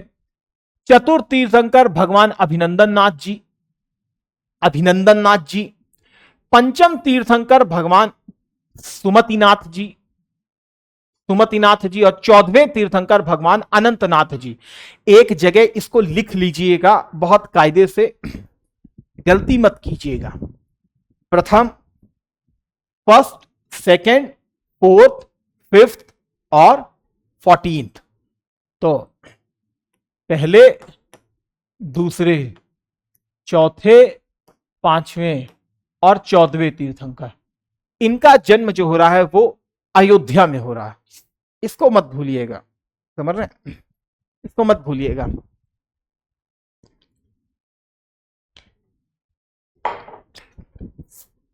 और याद करना कंपैरेटिवली बहुत आसान है, आप भी बहुत जान रहे हैं। 1 2 4 5 14, बस हो गया। 1 4 यहां से आ जाएगा, 1 2 4 5 1 4, ठीक है ना? तो याद रखिएगा, 1 + 4 करोगे तो भी 5 दिखाई पड़ेगा, 4 करोगे तो भी दिखाई पड़ेगा, 1 करोगे तो भी दिखाई पड़ेगा, हाँ, 2 का स्क्वायर करोगे तो भी दिखाई पड़ेगा। तो उल्टा सीधा कुछ भी करो, दिमाग में रखो 1 2 4 5 14। हाँ, कौन कौन है? भगवान ऋषभदेव जी, भगवान अजितनाथ जी, भगवान अभिनंदन नाथ जी, भगवान सुमतिनाथ जी और भगवान अनंतनाथ जी। इन सभी का जन्म कहां पर हुआ है? अयोध्या में। इन सभी का जन्म हुआ है कहां पर? अयोध्या में, ठीक है। अगर 7वें तीर्थंकर और 23वें तीर्थंकर भी बहुत आसानी से याद हो जाते हैं। उनका नाम है सुपार्श्वनाथ जी और 23वें तीर्थंकर हैं पार्श्वनाथ जी। तो सुपार्श्वनाथ जी और 23वें तीर्थंकर पार्श्वनाथ जी। जन्मस्थली रही है काशी, वाराणसी। जन्मस्थली रही है काशी, वाराणसी। तो याद रखिए, पार्श्वनाथ जी के से तो याद ही रहेगा। तो 7वें तीर्थंकर और 23वें तीर्थंकर। इसके अलावा कौशांबी की बात करें तो कौशांबी में 6ठे तीर्थंकर भगवान पद्म प्रभु का जन्म से संबंधित था। कभी भी अगर जैन धर्म से संबंधित आए तो डेफिनेटली हमको ये चीजें पता रहेंगी तो बहुत अच्छा रहेगा। इवन इन सभी इलाकों को एज अ हम धार्मिक पर्यटन के रूप में भी विकसित किया जा सकता है, धार्मिक रूप से, ठीक है। बट इसको पर्यटन नहीं कहना चाहिए, इसको आध्यात्मिक सेंटर भले हम बोलते हैं एक बार। जैनियों में मतलब पर्यटन को बहुत ज्यादा फोकस नहीं किया जाता है, ठीक है। पर्यटन को बहुत ज्यादा फोकस नहीं किया जाता है क्योंकि बहुत ही शांतिप्रद धर्म है और शांति, स्वच्छता, इन्हीं सब चीजों के ऊपर मेनली फोकस रहता है। और जितने भी तीर्थंकर बहुत ही शांत प्रिय हैं, तो किसी प्रकार का कोई, अब पर्यटन में क्या होता है कि आदमी जाता भी है, होटल खुल जाते हैं, खाना पीना चलता है, बहुत सारी एक्टिविटीज होने लगती हैं वहां पर, तो कहीं ना कहीं डिस्टरबेंस क्रिएट होता है, ऐसा मानते हैं जैनी। और यही इशू फंसा था सम्मेद पर्वत शिखर को एज अ टूरिस्ट हब बनाने के लिए। तो हम टूरिस्ट हब तो ना बनाए, लेकिन हाँ जैसे बुद्धिस्ट सर्किट है, जैना सर्किट के रूप में हम कनेक्ट कर सकते हैं, अवेयरनेस फैला सकते हैं। तो जो भी जैन धर्म से संबंधित है वो उसको एक प्रॉपर कनेक्शन दिया जा सकता है कि हाँ यहां से आप इस चीज को जा सकते हैं, प्रभु के दर्शन कर सकते हैं। श्रावस्ती तृतीय तीर्थंकर भगवान संभवनाथ जी और विख्यात भगवान शोभनाथ मंदिर से संबंधित स्थल था। मेन है 2 3 4 5 याद कर लीजिए, जैसे पहला हो गया, दूसरा हो गया, तीसरा करना है कर लीजिए, अब सब तो नहीं याद करना है, कोई मतलब नहीं, लेकिन ये सबसे इंपॉर्टेंट है। देवताओं के किले के रूप में विख्यात है, प्राचीन जैन मूर्तियों और शिल्पकला के लिए प्रसिद्ध है। कौन सा? देवगढ़ का इलाका। देवगढ़ में दशावतार मंदिर भी आपको देखने के लिए मिलता है, गुप्त काल का, वही देवगढ़ का इलाका है।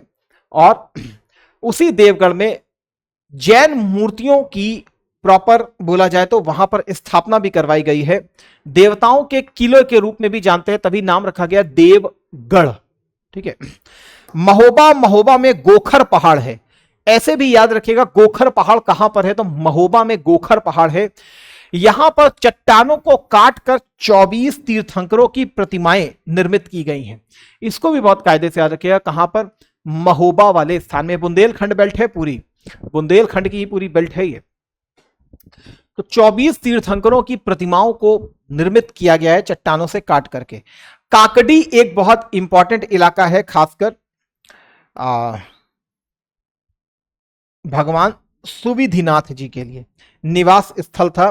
तो काकड़ी वैसे भी याद रखिएगा, काकड़ी देवरिया का इलाका जो है ये बहुत इंपॉर्टेंट है फॉर जैन धर्म के लिए, क्योंकि आप आगे पढ़ेंगे भी हिंदू धर्म से कांकली टीला के बारे में पढ़ेंगे, लेकिन वो मथुरा में रहेगा तो कभी कंफ्यूजन हो सकता है। वो भी बहुत प्रसिद्ध है तो कंफ्यूज कर सकते हैं। तो मे बी काकड़ी के बारे में पूछ ले कि काकड़ी जो है वो किस धर्म से संबंधित प्रसिद्ध स्थल है, जो देवरिया में स्थित है, तो जैन धर्म से संबंधित स्थल है। कांकली टीला के बारे में आपसे नहीं पूछ रहा है मथुरा वाले, नहीं तो फिर तो हिंदू धर्म से आप चले जाएंगे कुशाण काल में। ठीक है, ये काकड़ी है, देवरिया में है, और कहां पर है, किस धर्म से संबंधित है? जैन धर्म से संबंधित है। इस चीज को भी दिमाग में रखिएगा। इसीलिए यहां मैंने अलग से ही नाम लिखे हुए हैं। उत्तर प्रदेश में देखें तो मथुरा वाला इलाका, काशी, कौशांबी, हस्तिनापुर, श्रावस्ती, अयोध्या, देवगढ़, महोबा, काकड़ी, रौनाही, ये सब जैन धर्म के मुख्य सेंटर रहे हैं। तो सारे नहीं याद भी करने हैं, कम से कम इतने तो याद कर ही सकते हैं हम। ठीक है, बेसिक तो हमें पता रहना चाहिए। अब थोड़ा सा हम आते हैं अपने मौर्य डायनेस्टी की तरफ, क्योंकि जैन धर्म का मेन रोल यही है। यहां पर कहां पर कौन कौन रहे हैं ये आपको बहुत अच्छे से पता होना चाहिए। बाकी जो इनके बारे में डिटेल डिस्कशन है वो आपकी एंशिएंट हिस्ट्री में आता ही आता है, लेकिन यूपी के हिसाब से जो इंपॉर्टेंट चीज है वो इतनी ही है। इसके बाद आपको मालूम है कि मौर्य डायनेस्टी आएगी मेजर, हर्यक डायनेस्टी आएगी, नाग डायनेस्टी आएगी, नंदा डायनेस्टी आएगी। That is not important regarding for your UPPCS specific paper for Uttar Pradesh. ठीक है, उत्तर प्रदेश के हिसाब से, क्योंकि उनका कोई मेजर रोल यहां पर उत्तर प्रदेश में नहीं रहा। हम जब बात करते हैं खासकर उत्तर प्रदेश में, तो मौर्य साम्राज्य सबसे पहला चक्रवर्ती साम्राज्य के रूप में हमको देखने के लिए मिलता है। चंद्रगुप्त मौर्य ने जिसकी स्थापना की थी। यह भी इसलिए हम मानते हैं क्योंकि आपको मालूम है पिपलीवन के मौर्यों से इनका संबंध लगाया जाता है। इस रिगार्डिंग ये हमारे लिए थोड़ा सा इंपॉर्टेंट हो जाते हैं, पिपलीवन के मौर्यों के रिगार्डिंग। तो इसीलिए यहां पर लिखा हुआ है पिपलीवन के मौर्य, पिपलीवन के मौर्य। ठीक है, the father of Chandragupta Maurya, the founder of Maurya dynasty, had established a small kingdom called Maurya near Ramagama under Koliya republic. तो ये भी याद रखिएगा, चाहे रामगाम के कोली हो, चाहे शाक के हो, चाहे पिपलीवन के मौर्य, सब कोसल महाजनपद के अधीन थे। वत्स महाजनपद के अधीन वो हुआ करता था आपका सुसुमार गिरी के भग्गा। हाँ, तो भग्गा को भी याद रखिएगा। तो मौर्य किंगडम की कैपिटल क्या रही? दैट वाज पिपलीवन के मौर्य, जो कि हमको देखने के लिए मिलती है। तो मौर्य वंश के संस्थापक चंद्रगुप्त मौर्य के पिता कोली गणराज्य के अंतर्गत ही रामगाम के एक पास मोरी नामक एक छोटा सा राज्य स्थापित किया था। तो पिपलीवन के मौर्य भी हम लोग इनको जान लेते हैं। अगर हम उत्तर प्रदेश के स्पेसिफिक बात करें तो आप सभी को मालूम है कि चंद्रगुप्त मौर्य के ही हमें कुछ अभिलेख मिले हैं, जो कि बेसिकली अकाल जो मगध में पड़ा था 12 साल का अकाल, उसके रिगार्डिंग उस समय क्या क्या एक्टिविटीज को अपनाया गया था मौर्यास के द्वारा, क्या वेलफेयर के मेजर्स को अपनाया गया था, इस चीज की जानकारी हमको एक अभिलेख से मिलती है। वो कौन सा है? सोहगौरा नाम का एक अभिलेख है। फिलहाल हैं तो दो अभिलेख चंद्रगुप्त मौर्य के, लेकिन वो महास्थान वाला, वो बांग्लादेश वाले स्थान पर आपको मिलेगा। सोहगौरा वाला जो आपको देखने के लिए मिलेगा वो बेसिकली गोरखपुर वाले रीजन पे आपको देखने के लिए मिलेगा, जिसकी भाषा प्राकृत है और लिपि ब्राह्मी के रूप में यूज की गई है। तो आखिर ये जो सोहगौरा वाला है, इसमें बेसिकली अकाल से संबंधित क्या मेजर्स को अपनाया गया था, वेलफेयर्स के मेजर्स को अपनाया गया था, इसके बारे में प्रॉपर आपको जानकारी दी गई है। इसके बारे में आपको प्रॉपर जानकारी दी गई है। इसके अलावा अगर हम देखें तो उत्तर प्रदेश में ही अशोक के भी कुछ हमें इंस्क्रिप्शंस देखने के लिए मिलेंगे कि अशोक के कौन कौन से ऐसे इंस्क्रिप्शंस थे, कौन कौन से ऐसे अभिलेख थे जो बेसिकली हमको उत्तर प्रदेश में देखने के लिए मिलते हैं, जो बेसिकली हमको उत्तर प्रदेश में देखने के लिए मिलते हैं। तो यहां पर आपको दिख रहा होगा जैसे अहरौरा, अहरौरा इलाके को याद रखिएगा, मिर्जापुर रीजन, इलाके को याद रखिएगा, मिर्जापुर रीजन, ठीक है। अहरौरा इंस्क्रिप्शन है और अहरौरा इंस्क्रिप्शन हमें कहां से मिला है? मिर्जापुर के पास। इसी के पास मेरठ इंस्क्रिप्शन भी मिलेगा, यहीं पर आपको प्रयाग अभिलेख भी मिलेगा, यहीं आपको सारनाथ अभिलेख भी मिलेगा, यहीं आपको कौशांबी अभिलेख भी मिलेगा, यहीं आपको कौशांबी वाला अभिलेख भी देखने के लिए मिलेगा। तो अहरौरा मिर्जापुर वाला, मेरठ, प्रयाग, सारनाथ, कौशांबी, ये सारे आपको अभिलेख यहां पर हमें देखने के लिए मिल जाएंगे। किसके? अशोक के। 5 इंस्क्रिप्शन है जो हमें मेजर है, तो और भी, लेकिन 5 इंपॉर्टेंट है। जिसमें मेजर पिलर एडिक्ट कौन सा है? प्रयाग और मेरठ का। याद रखिएगा, ये लघु स्तंभ लेख नहीं है, ये वृहद स्तंभ लेख है, ये मेजर पिलर एडिक्ट है, मेजर पिलर एडिक्ट है। माइनर पिलर एडिक्ट कौन सा है? तो वो अहरौरा का आपको देखने के लिए मिलेगा, वो अहरौरा का आपको देखने के लिए मिलेगा। जबकि माइनर पिलर एडिक्ट सारनाथ और कौशांबी के आपको देखने के लिए मिलेंगे। माइनर,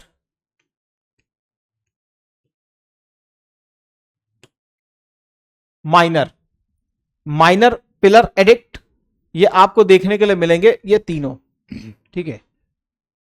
तो minor pillar edict of Ahraura, Ahraura Mirzapur वाले स्थान पे दिखेगा। कौन सी भाषा यूज की गई? वही प्राकृत और ब्राह्मी। आपको भी मालूम है कि ब्राह्मी और प्राकृत को ही मेजरली उसने यूज किया है। अब शहबाज गाड़ी और मानसेहरा को छोड़ दे तो वहां पर खरोष्ठी को मेनली यूज किया गया। लमगान के पास जो शारे कुना वाला स्थान है, कंधार वाला, कंधार इंस्क्रिप्शन भी है, उसको आरामाइक, ग्रीक और आरामाइक स्क्रिप्ट को वहां पर यूज किया गया। तो वो बेसिकली कुछ फर्दर अलग बोला जाए तो अलग, वहां पे आपको मालूम है नॉर्थ वेस्ट है तो वहां पर दूसरे लोगों को संबोधित करना होता, तो इसलिए वहां पे किया। लेकिन मेन लैंड इंडिया की बात करें तो मेजरली आपको प्राकृत और ब्राह्मी लिपि ही यूज करने के लिए मिलेगी। टिफेन थेलर के द्वारा इसको खोजा गया था और जेम्स प्रिंसेप के द्वारा इसको पढ़ा गया था। कहां से बने हैं? तो मथुरा चुनार के पास रेड सैंडस्टोन से इसका निर्माण किया गया है। याद रखिएगा सारनाथ अभिलेख, तो सारनाथ अभिलेख बेसिकली बोला जाए तो किसने इसकी खोज की है? ऑरेल स्टाइन ने इसकी खोज की है। इलाहाबाद स्तंभ लेख किसने इसकी खोज की है? बर्ट नामक विद्वान ने इसकी खोज की है, बर्ट नामक विद्वान ने इसकी खोज की है।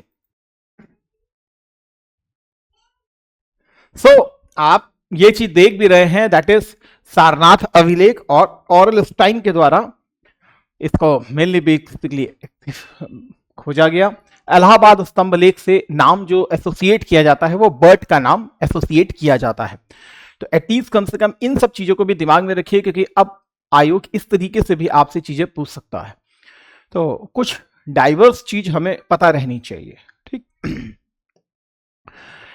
यहाँ पे हिंदी में लिखा हुआ है प्रयागराज मेरठ में प्रमुख स्तंभ लेख है, ठीक है, वो बेसिकली मेजर रॉक एडिक्ट है ये, ठीक है। ये लघु स्तंभ लेख है अहमदरा अहरौरा, ठीक है। देखो अहमदरा भी लिखते हैं इसको, ऐसा नहीं कि उसमें मैंने गलत लिखा है, अहमदरा भी लिखते हैं, बहुत जगह इसको इस तरीके से भी लिखा गया है, लेकिन अहरौरा को याद कीजिए क्योंकि आपकी घटना चक्र में मेनली यूज किया गया है टर्म, तो वही सही है। भाषा क्या है? प्राकृत ब्राह्मी लिपि है, मथुरा और चुनार के पहाड़ों से लाए गए बलुआ पत्थरों से इसको निर्मित किया गया है, तो ये हम देख भी चुके हैं पहले भी। इसमें बेसिकली अशोक का जो दो स्तंभ लेख थे, एक तो था मेरठ वाला और एक था टोपरा वाला। मेरठ वाला तो मेरठ में है, टोपरा वाला जो है वो बेसिकली सहारनपुर में है, ठीक है। तो मेरठ का और टोपरा का जो स्तंभ लेख था उसको उखाड़ के ले गया था फिरोज शाह तुगलक। तो मेरठ में अशोक के स्तंभ शिलालेख को बाद में सुल्तान फिरोज शाह तुगलक लेकर के चला गया था और दिल्ली में बेसिकली आज स्थापित है। सारनाथ स्तंभ शिलालेख के सिंह स्तंभ को राष्ट्रीय प्रतीक चिन्ह के रूप में भी लिया गया है, वो सभी को मालूम है। अशोक के शिलालेखों की खोज की थी पादरी टिफैन थेलर ने और इसको पढ़ा था 1837 में जेम्स प्रिंसिप ने। तो जेम्स प्रिंसिप ने इसको मेनली पढ़ा था। तो दिल्ली टोपरा, दिल्ली मेरठ के नाम से भी जानते हैं, टोपरा वाला सहारनपुर और मेरठ वाला यह है। इसको बेसिकली दिल्ली ले गया था कौन? फिरोज शाह तुगलक। यहां पर एक मैंने स्तूप रखा हुआ है, दैट इज धामेख स्तूप। धामेख स्तूप अभी न्यूज में भी रहा था, तो धामेख स्तूप में भी इंपॉर्टेंट बन सकता है। धामेख स्तूप की अगर हम लोकेशन को देखें तो सबसे पहले सारनाथ में है। सारनाथ वही इलाका है जहां पर ऋषिपत्तन मृगदाव, वहीं पर जहां महात्मा बुद्ध ने अपना पहला फर्स्ट सरमन भी दिया था, पहला उन्होंने अपना उपदेश भी दिया था। और इस धामेख स्तूप की सबसे बड़ी विशेषता क्या है कि धामेख स्तूप ही वह स्थान है जहां पर बुद्ध ने अपने पहले 5 शिष्यों को अपना पहला उपदेश दिया था। कौंडिन्य, असाजी, भद्दिया, वप्पा और महानामा। अंततः सभी 5 को पूर्ण मुक्ति मिला ना, लिबरेट हो गए, मतलब उनको पूर्ण ज्ञान की प्राप्ति हो गई, ठीक है ना। उनको भी बुद्धत्व हो गया, इनलाइटेड वो भी हो गए। तो धामेख स्तूप को थोड़ा सा देख भी लीजिए। दिस वन इज धामेख स्तूप। कुछ इस प्रकार की इसका स्ट्रक्चर आपको दिखाई पड़ेगा थोड़ा सा, अगर और मैंने कुछ इसमें बनाया हो, नहीं बनाया। तो दिस वन इज योर धामेख स्तूप। तो बुद्धिज्म से संबंधित है, अशोका ने इसको बेसिकली बिल्ट करवाया था ये वाला। इसके अलावा भी अगर आपको याद हो तो अभी हम बात करेंगे समुद्रगुप्त की प्रयाग प्रशस्ति, लेकिन जो अशोक का कौशाम्बी वाला शिलालेख था उसी को ही रानी के शिलालेख के रूप में भी आप जान रहे, तो प्रयाग शिलालेख बनेगा जाकर के, उसी को रानी के शिलालेख के रूप में भी आप जानेंगे, जिसमें अशोक की एकमात्र रानी कारुवाकी का उल्लेख है और अशोक के एक बेटे तीवर का उल्लेख किया गया है। वही कौशाम्बी वाले को प्रयाग जाकर के लेकर के जाकर के पुनः स्थापित करवाया जाएगा। समुद्रगुप्त भी उसी में ही अपना लेख लिखेगा, मतलब हरिशेण के द्वारा उसी में लिखा जाएगा, प्रयाग प्रशस्ति के रूप में आप जानेंगे। आगे देखेंगे बीरबल भी इसी में लेख लिखेगा और जहांगीर भी इसी में लेख लिखेगा, ठीक है। जहांगीर स्पेशली लिखेगा लेख अशोका अकबर के टाइम पीरियड में। इसके बाद हमको मालूम है कि मौर्य साम्राज्य तो समाप्त होता है, लेकिन उसके बाद बेसिकली पुष्यमित्र शुंगा का साम्राज्य आता है, क्योंकि आपको मालूम है जो आखिरी किंग था वो था आपका बृहदत्त, और बृहदत्त का सेनापति था पुष्यमित्र शुंग। अब शुंगों का भी जो मेन स्थान रहा वो बेसिकली वही पाटलिपुत्र और विदिशा वाला इलाका इनका रहेगा, शुंगों का भी। लेकिन पुष्यमित्र शुंग के बारे में हमें कुछ जानकारी मिलती है, क्यों? क्योंकि इसने भी अश्वमेध यज्ञ किया था और इसकी हमें जानकारी मिलती है एक अयोध्या अभिलेख से। यह अयोध्या अभिलेख है किसका? इसी की डायनेस्टी का एक राजा था जिसका नाम था धनदेव। धनदेव का अयोध्या अभिलेख है जो कि हमको जानकारी देता है कि पुष्यमित्र शुंग ने भी अश्वमेध यज्ञ का संपादन किया था, जिसमें इसके पुरोहित कौन बने थे? महर्षि पतंजलि, ठीक है। तो बृहदत्त की हत्या के बाद पुष्यमित्र शुंग मगध का सम्राट बना। इसके बारे में जानकारी का एक सबसे इंपॉर्टेंट सोर्स हमारे पास अयोध्या अभिलेख भी है, लेकिन यह अयोध्या अभिलेख है किसका? धनदेव का अयोध्या अभिलेख है। तो पुष्यमित्र शुंग ने अश्वमेध यज्ञ किया था। उस समय इनके पुरोहित कौन थे? पतंजलि, वही पतंजलि जिन्होंने महाभाष्य की भी रचना की थी, व्याकरण ग्रंथ की। इसके अलावा पुष्यमित शुंग के अश्वमेध यज्ञ का उल्लेख कालिदास के नाटक मालविकाग्नि मित्रम में भी हमको प्राप्त होता है, जिसमें मालविका और अग्निमित्र की लव स्टोरी के बारे में चर्चा है। इसके बारे में और ऐसा कुछ भी नहीं है, और बाकी आप सब जान ही रहे हैं कि कनवा आएंगे, सतवाहना आएंगे, उन सबका मेन रूल वहीं पर हमको देखने के लिए मिलेगा। लेकिन मौर्योत्तर काल में जो सबसे इंपॉर्टेंट उत्तर प्रदेश जब किसी के फोकस में आएगा तो वो कुशाणास के समय में आएगा। कुशाणास में भी आपको मालूम है कुजुल कड़फिसस ने उसकी स्थापना की थी, लेकिन कुजुल कड़फिसस भारत में अपने साम्राज्य को नहीं बना पाया था। फर्स्टली विम कड़फिसस ने भारत पर प्रॉपरली अटैक किया था और भारत में गोल्ड के सिक्के भी चलाए थे और अपनी बाउंड्रीज को भी एक्सटेंड किया था। लेकिन सबसे इंपॉर्टेंट रूल जो हमको देखने के लिए मिलता है वो देखने के लिए मिलता है कनिष्क का, और कनिष्क में भी विशेष रूप से हमको देखने, क्योंकि कनिष्क की एक तो पुरुषपुर राजधानी रही पेशावर वाली और एक इधर मथुरा वाली रही, ठीक है ना, इस लिहाज से। तो कुषाण शासक कनिष्क ने पुरुषपुर में से शासन किया और उत्तर प्रदेश में मथुरा को उसने अपनी दूसरी राजधानी बनाया था। मथुरा में उसने खरपल्लान और वाराणसी में उसने वनस्पारा को अपना छत्रप नियुक्त किया था। छत्रप और कोई नहीं है, एज अ गवर्नर है। जैसे आप गवर्नर देखते हैं वैसे वो लोग छत्रप बोला करते थे। तो गवर्नरी सिस्टम या छत्रपी सिस्टम को बेसिकली कौन लेके आए थे? यही शक रूलर जो थे वो लोग लेके आए थे। कुशाणों ने भी इसको एज इट इज कंटिन्यू किया था। कनिष्क ने भारत में सबसे शुद्ध सोने के सिक्के जारी किए। कनिष्क थे जिन्होंने वासुमित्र की अध्यक्षता में कश्मीर के कुंडलवन में चौथी बुद्धिस्ट काउंसिल का भी आयोजन किया था। आपको मालूम है खासकर पोस्ट मौर्य फेज के आगे के टर्म से हम चीजों को देखते हैं तो हमें एक चीज का ज्ञान हो जाता है कि पोस्ट मौर्य फेज के जब आगे हम बढ़ते हैं तो हमको बेसिकली संस्कृत ही मेनली बेसिकली महायान बुद्धिज्म हमको देखने के लिए मिलता है। गुप्त काल में जाएंगे तो भी महायान बुद्धिज्म आपको मेनली दिखाई पड़ेगा। और गुप्त काल में आपको चौखंडी स्तूप बनता हुआ दिखाई पड़ेगा, वही आपके वाराणसी वाले रीजन में। तो चौखंडी स्तूप गुप्त काल में बनेगा। हाँ, तो ये सारी चीजें आपको उस समय देखने के लिए मिलेंगी। तो कनिष्का ने भी गोल्ड कॉइन्स को इशू किया था। चौथी बुद्धिस्ट काउंसिल हुई थी कहां पे? कुंडलवन वाले स्थान में। कहां पे? कश्मीर वाले में। वसुमित्र इसके अध्यक्ष बने थे, अश्वघोष इसके उपाध्यक्ष बने थे। अगर देखें तो इस समय मथुरा और गांधार की दो प्रमुख शैलियों के अंतर्गत मूर्ति निर्माण की कला शुरू हुई। बुद्ध की जो मतलब कहते हैं पहली मूर्ति जो बनाई गई थी वो मथुरा मूर्ति कला में ही बनाई गई थी। लेकिन बुद्ध की बहुत सारी मूर्तियां बनी हैं किसमें? गांधार में। ठीक है, 1 मिनट प्लीज। हाँ, आते हैं आगे की तरफ। अब हमारे लिए आता है दैट इज गुप्त शासनकाल। गुप्त शासनकाल देखिए, गुप्ता भी एक प्रकार से बोला जाए तो सबॉर्डिनेट रूलर ही हुआ करते थे। ठीक है, तो इनका जो आदि पुरुष था वो कौन था? That was Srigupta. श्रीगुप्त। और जो सेकंड मोस्ट इंपॉर्टेंट आएगा वो आएगा घटोत्कच। लेकिन ये जो रूलर थे उन्होंने बेसिकली महाराज का ही टाइटल लिया था। महाराज का ही टाइटल लिया था।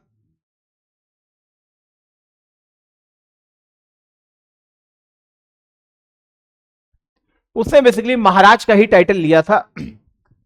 चंद्रगुप्त फर्स्ट हमको पहला राजा दिखाई पड़ेगा जो महाराजा धीराज का टाइटल लिखेगा, जो मेनली पहला एज अ सॉवरेन किंग के रूप में हमको दिखाई पड़ेगा गुप्त काल में। तो गुप्त शासन काल को अगर हम देखें तो वास्तविक संस्थापक कौन माना जाता है? चंद्रगुप्त फर्स्ट। लेकिन था कौन? श्रीगुप्त। कौन था? श्रीगुप्त। प्रयाग से लगभग अयोध्या के बीच में इसने अपना स्थापित किया था, क्योंकि आप देखेंगे गुप्त काल तक पाटलिपुत्र ही मेनली आपको दिखाई पड़ेगा। गुप्ता के बाद जब पोस्ट गुप्ता फेज में आएंगे तब आप बेसिकली देखने का प्रयास करते हो कि आपको दिखाई पड़ेगा हर्ष का पीरियड, जब कन्नौज मेन क्या कहते हैं एज अ लीडिंग कैपिटल के रूप में आपको दिखाई पड़ेगी। तो पावर शिफ्ट होगा फ्रॉम गुप्त काल से पाटलिपुत्रा से शिफ्ट होकर के आएगा कहां? कन्नौज में। लेकिन वो पोस्ट गुप्ता पीरियड में आपको देखने के लिए मिलेगा। इसे गुप्त साम्राज्य का वास्तविक संस्थापक कहते हैं। क्यों कहते हैं आप सब जानते हैं, महाराजा धीराज पहला। एक हमें इसका सिल्वर का सिक्का भी मिला है इसका। हाँ, राजा रानी प्रकार के सिक्के भी चलाता है। राजा रानी प्रकार के सिक्के चलाता है क्योंकि आपको मालूम है कि लिच्छवियों के साथ इसके वैवाहिक संबंध भी स्थापित होते हैं, मैट्रिमोनियल अलायंसेस भी रहते हैं। तो गोल्ड के सिक्के तो चलाए थे, लेकिन एक सिक्का हमको इसका सिल्वर का भी देखने के लिए मिला है। याद रखिएगा, चंद्रगुप्त फर्स्ट का भी एक सिक्का हमको सिल्वर का देखने के लिए मिला है। लेकिन यहां पर चंद्रगुप्त सेकंड जब आएगा तो उसका एक अभिलेख होगा जिसका नाम होगा मथुरा अभिलेख। जिसका नाम क्या होगा? दैट वाज मथुरा अभिलेख। मथुरा अभिलेख बहुत इंपॉर्टेंट अभिलेख है, खासकर गुप्तों के बारे में जानने के लिए। गुप्तों के बारे में जानने के लिए सबसे इंपॉर्टेंट अभिलेख हम मैं बोलूं तो मथुरा अभिलेख हमको दिखाई पड़ता है, क्योंकि इसी ये है किसका? ये चंद्रगुप्त सेकंड का है, फर्स्ट का नहीं है, पहली चीज याद रखिएगा।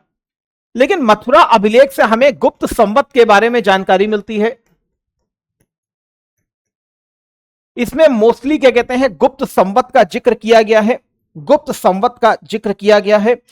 और चंद्रगुप्त सेकंड, एक तो यह है, दूसरा चंद्रगुप्त सेकंड का जो राज्यारोहण वर्ष हुआ, कोरोनेशन का जो ईयर हुआ, दोनों चीजों को मेंशन करने वाला एकमात्र अभिलेख हमको दिखाई पड़ेगा। कौन सा? मथुरा अभिलेख। ये किसका है? ये बेसिकली है तो चंद्रगुप्त सेकंड का, लेकिन इसमें गुप्ता एरा को भी मेंशन किया गया है और चंद्रगुप्त सेकंड का जो राज्यारोहण का वर्ष रहा, जब उसका कोरोनेशन किया गया, उसको भी प्रॉपर मेंशन किया गया और एकमात्र अभिलेख है जो दोनों चीजों को मेंशन कर रहा है। ठीक है, यहां पे मैंने इसलिए लिखा है ताकि आप ये चीज समझ जाएं कि गुप्ता एरा जो है, गुप्ता एरा, दिस वन गुप्त एरा, इसको बेसिकली मेंशन किया गया है किसमें? मथुरा अभिलेख में भी किया गया है। ये चीज याद रखिएगा। अगर इसके बाद हम देखें, खासकर चंद्रगुप्त फर्स्ट के बाद, तो चंद्रगुप्त फर्स्ट के बाद जो दूसरा इंपॉर्टेंट रूलर जो आया इसके बाद, दैट वाज समुद्रगुप्त। अब समुद्रगुप्त के लिए देखिए, ऑल इंडिया लेवल के हिस्ट्री के लिए बहुत सारी चीजें हैं, लेकिन यूपी के रिगार्डिंग हमें कुछ देखना होगा। खासकर समुद्रगुप्त की विजयों का वर्णन हम करें तो इसके लिए आपको प्रयाग प्रशस्ति देखनी चाहिए। और प्रयाग प्रशस्ति किसकी है? ये इसी का कुमारा मात्य हुआ करता था, सांधी विग्राहिक हुआ करता था। कौन? हरिशेण। तो हरिशेण की प्रयाग प्रशस्ति में हमको मिलता है, जो कि एक स्तंभ शिलालेख है। ब्रिटिश इतिहासकार विंसेंट स्मिथ ने समुद्रगुप्त को भारत का नेपोलियन कहा है। क्यों नेपोलियन कहा है? क्योंकि आपको भी मालूम है, साउथ इंडिया में भी अभियान करता है और नॉर्थ इंडिया की तरफ भी अभियान करता है। तो साउथ इंडिया की तरफ भी अभियान करेगा, नॉर्थ इंडिया की भी तरफ अभियान करेगा। अभियान करता है तो उस समय पल्लव राजा कौन था? याद रहना चाहिए, वेंगी का हस्ती वर्मन आपको याद रहना चाहिए। कांचीपुरम का विष्णु गोप आपको याद होना चाहिए, क्योंकि एक बार पीसीएस ने यहां से भी क्वेश्चन निकाला है और स्टिल संभावना बहुत होती है कि आपसे पूछ सकता है वो, क्योंकि आपको मालूम है 12 राजाओं को यहां पे डिफीट किया और आर्यावर्त के 9 राजाओं को उसने डिफीट किया। एटलीस्ट उनके नाम को थोड़ा सा दिमाग में रखे, खासकर साउथ इंडिया के, क्योंकि साउथ इंडिया को उसने एनेक्स नहीं किया था, मिलाया नहीं था अपनी टेरिटरी में, जबकि नॉर्थ इंडिया के जो टेरिटरीज थी उसको उसने अपने इलाके में मिला लिया था।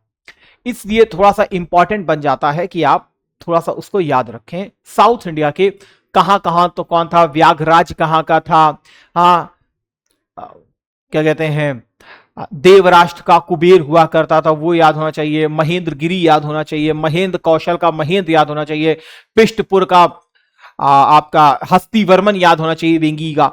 ये सारे इनके नाम को याद रखिएगा, मैच द फॉलोइंग में पूछ लेता है। इसीलिए समुद्रगुप्त को भारत का नेपोलियन भी कहा।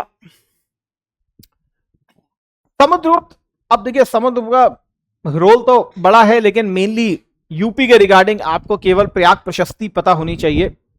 और प्रयाग प्रशस्ति वही जो अशोक का अभिलेख रहा, रानी का अभिलेख, उसी में ही मेनली प्रयाग प्रशस्ति को भी उत्कीर्णित किया गया।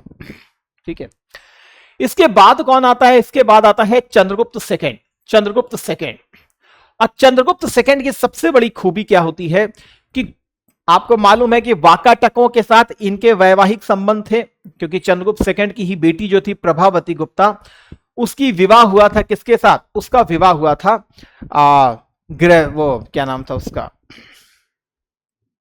रुद्रा सेन सेकंड के साथ हुआ था। और फिर बाद में क्या कहते हैं उसकी मृत्यु हो जाती है, तो फिर वाकाटक और गुप्त मिल करके गुजरात में शक शासक रुद्र सिंह थर्ड को हराएंगे, याद होगा आपको। और रुद्र सिंह थर्ड कौन था? ये एक शक शासक हुआ करता था, और जो ये शक शासक था इसको हराने के उपलक्ष्य में ही गुप्तों के द्वारा भी चांदी के सिक्के जारी किए गए थे। मतलब वो चांदी के सिक्के उन्हीं के ही थे, उसे टंकित करवाया गया। तो इसीलिए मैक्सिमम जो हमें सिल्वर के कॉइन्स देखने के लिए मिलते हैं वो चंद्रगुप्त सेकंड के समय के हमें देखने के लिए मिलते हैं। लेकिन चंद्रगुप्त फर्स्ट का हमको एक सिल्वर का कॉइन देखने के लिए मिला है। तो भाई सिल्वर के कॉइन्स को क्या कहा जाता था? इनके रूपक और रुपयक करके बोला जाता था सिल्वर के कॉइन को। गोल्ड के कॉइन्स को आप क्या बोलते थे? गोल्ड के कॉइन्स को आप बोलते थे दीनार, याद रखिएगा, कॉइन्स पूछ लेता है। तांबे के कॉइन्स को आप क्या बोलते थे? माशक। तांबे के कॉइन्स को क्या बोलते थे आप? माशक। ठीक है, तो कम से कम आप इन सब चीजों को याद रखें। ठीक है, 1 मिनट प्लीज।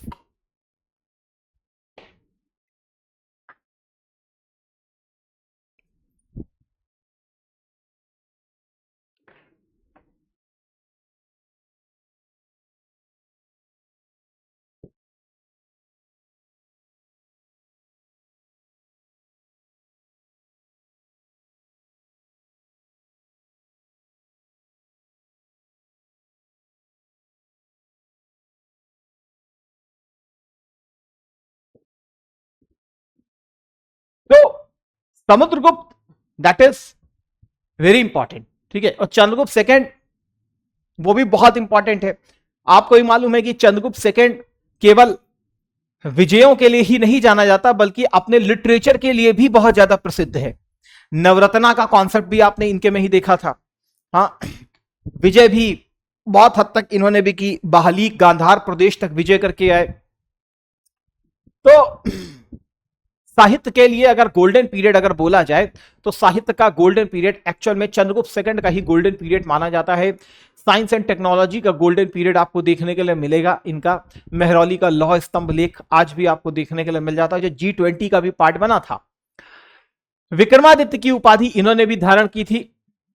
उनके विजयों का वर्णन दिल्ली स्थित मेहरौली लौह स्तंभ लेख में भी हमको देखने के लिए मिलता है।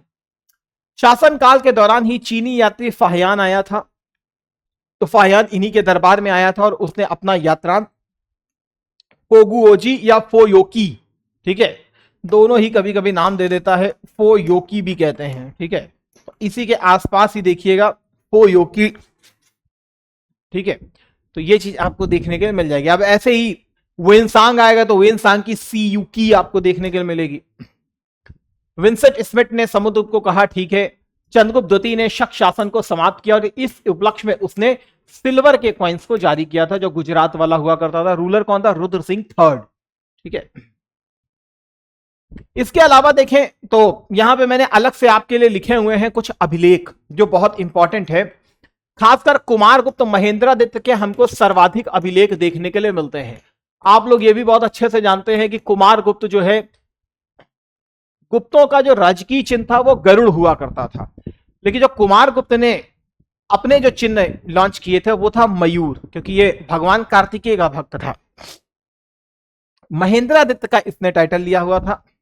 चंद्रगुप्त द्वितीय का देवराज, देवगुप्त, विक्रमादित्य, वही सब थे उनके टाइटल। ठीक है, कुमारगुप्त का एक बहुत अभिलेख, इंपॉर्टेंट अभिलेख हमको देखने को मिलता है जिसका नाम है बिलसद अभिलेख। कौन सा है? उत्तर प्रदेश में ही पाया गया है बिलसद अभिलेख। तो बिलसद अभिलेख कहां से मिला है? तो याद रखिएगा एटा वाले डिस्ट्रिक्ट से हमको मिला है, एटा से हमको मिला है। इसमें बेसिकली दत्ता देवी और ध्रुव देवी का नाम रखा गया है। चंद्रगुप्त द्वितीय, आपको मालूम है ध्रुव देवी से भी उनका विवाह हुआ था, तो दत्त देवी और ध्रुव देवी का नाम यहां पर मेंशन किया गया है। ठीक है, प्रथम अभिलेख था कुमारगुप्त का बिलसद अभिलेख। इसमें भी आपको गुप्तों की वंशावली देखने के लिए मिल जाती है। गुप्तों की वंशावली आपको बिलसद अभिलेख में भी देखने के लिए मिल जाती है, इस चीज को भी दिमाग में रखिएगा। लेकिन यह गुप्त वंशावली कुमारगुप्त तक आपको देखने के लिए मिलेगी, इसके आगे नहीं। ठीक है, इसी में ही कार्तिकेय मंदिर को भी बनवाने का उल्लेख किया गया है। कार्तिकेय भगवान के मंदिर को भी बनवाने का उल्लेख इसमें किया गया है।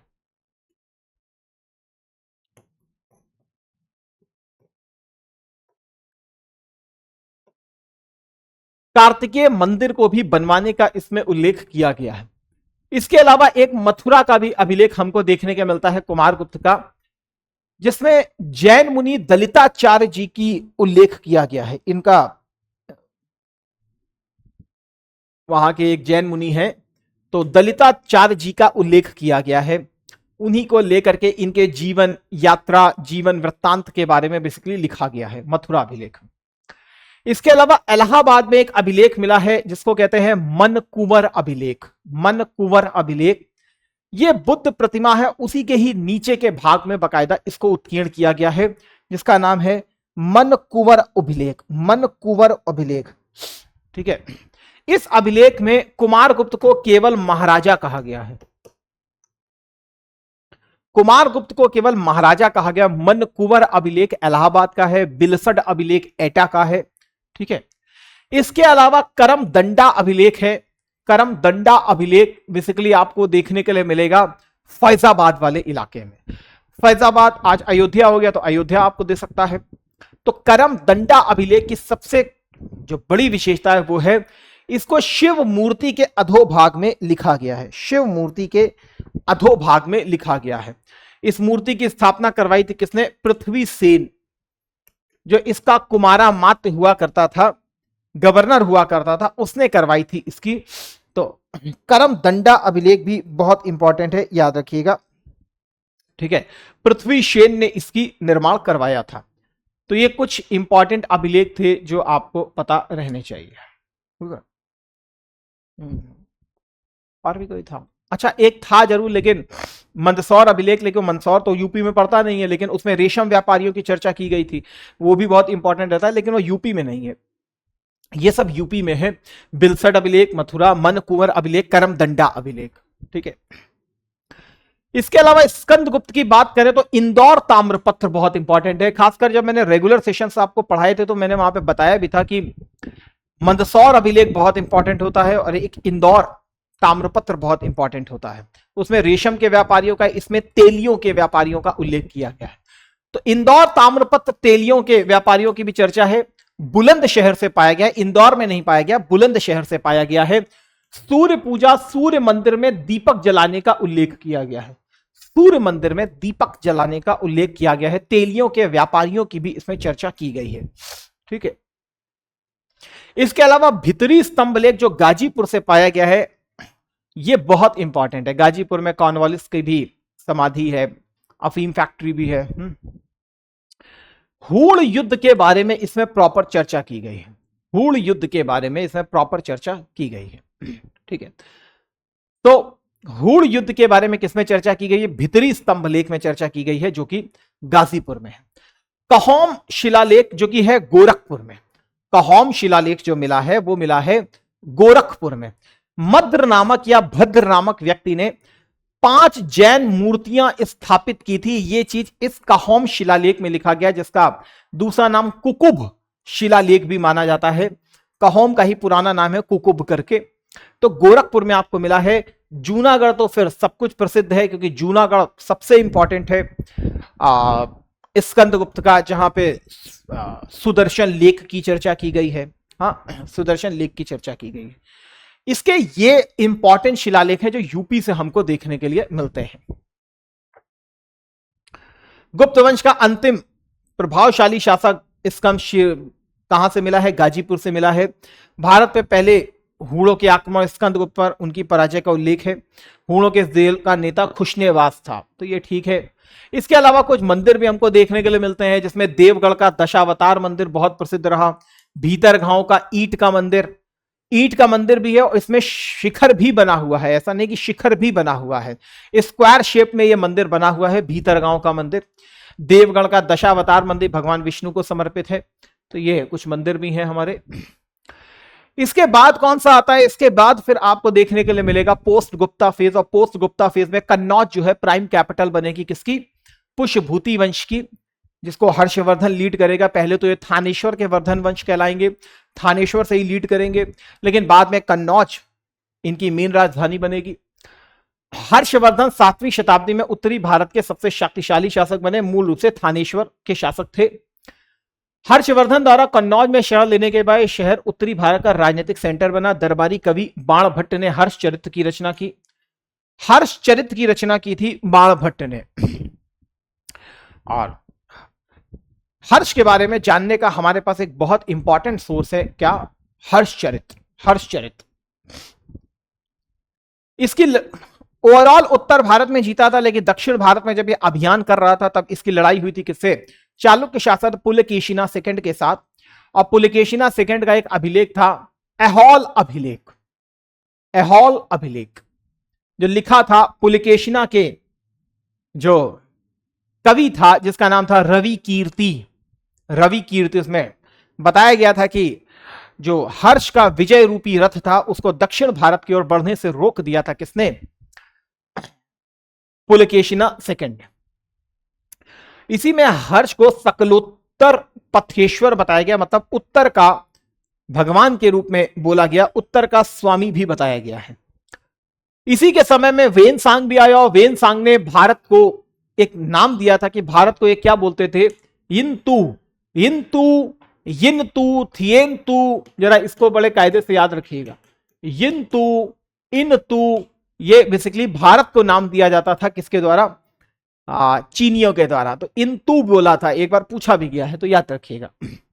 प्रयाग और कन्नौज में बेसिकली बौद्ध सम्मेलन भी आयोजित किए। महामोक्ष परिषद प्रति 5वें वर्षीय आयोजित करता था प्रयाग में। कन्नौज में बौद्ध सम्मेलन भी आयोजित किया गया था। हर्ष खुद वेनसांग ने भी कन्नौज के बौद्ध कॉन्फ्रेंस को ज्वाइन किया था। ठीक है, कन्नौज को ही महोदय श्री भी कहा जाता था, याद रखिएगा। चीनी विद्वान वेनसांग आया। कौन सी पुस्तक थी इसकी? सीयू की इसकी पुस्तक थी। भारत के लिए वेनसांग ने भारत के लिए इंतु, वहां पे देखिएगा इंतु लिखा हुआ, INTU, इंतु या हियंतु। ठीक है, इंतु, इंतु, INTU या हियंतु शब्द यूज किया है। हर्षवर्धन की फिर मृत्यु हो जाती है 8वीं शताब्दी के में। यशोवर्मन ने कन्नौज पर कब्जा किया। ठीक है, कन्नौज पर प्रभुत्व हासिल करने के लिए 3 शक्तिशाली राज्यों गुर्जर, प्रतिहार, राष्ट्रकूटों के बीच में तिब्बती संघर्ष शुरू हो गया। फिर कुछ अर्जुन वंश के थे, उन्होंने बेसिकली किया चक्रा युद्ध, इंदिरा युद्ध उन्होंने किया। और उसी के समय में त्रिपक्षीय युद्ध संघर्ष चालू हो जाता है, गुर्जर प्रतिहारों के बीच में इधर, राष्ट्रकूटों के बीच में उधर, और पालों के बीच में। अंततः गुर्जर प्रतिहार जो शासक जो है उसमें जीतेंगे, लेकिन बाद में गुर्जर प्रतिहार शासक का भी जो शासन है वो बेसिकली टूट जाएगा। उसमें भी बहुत सारे वंश निकलेंगे, चालुक्य, चंदेल, परमार, ये सब आपको देखने के लिए मिलेंगे, चौहान। इसी में जो सबसे इंपॉर्टेंट है खासकर गेहड़वाल के चंदेल वंश, बुंदेलखंड के चंदेल वंश, या इसी को जेजाक भुक्ति के चंदेल वंश भी कहते हैं, कन्नौज से मिलनी रूल करेंगे। तो चंद्रदेव नामक आदमी होगा जो बेसिकली गेहड़वाल वंश की स्थापना करेगा। इसका जो सबसे इंपॉर्टेंट शासक होगा वो कौन होगा? दैट इज गोविंद चंद्र। गोविंद चंद्र सर्वाधिक इंपॉर्टेंट शासक होगा। गोविंद चंद्र जो है वो हमको सबसे इंपॉर्टेंट शासक देखने के लिए मिलेगा इनका, तो इसको भी जरूर याद रखिए, खासकर काफी इंपॉर्टेंट हमको देखने के लिए मिलेगा।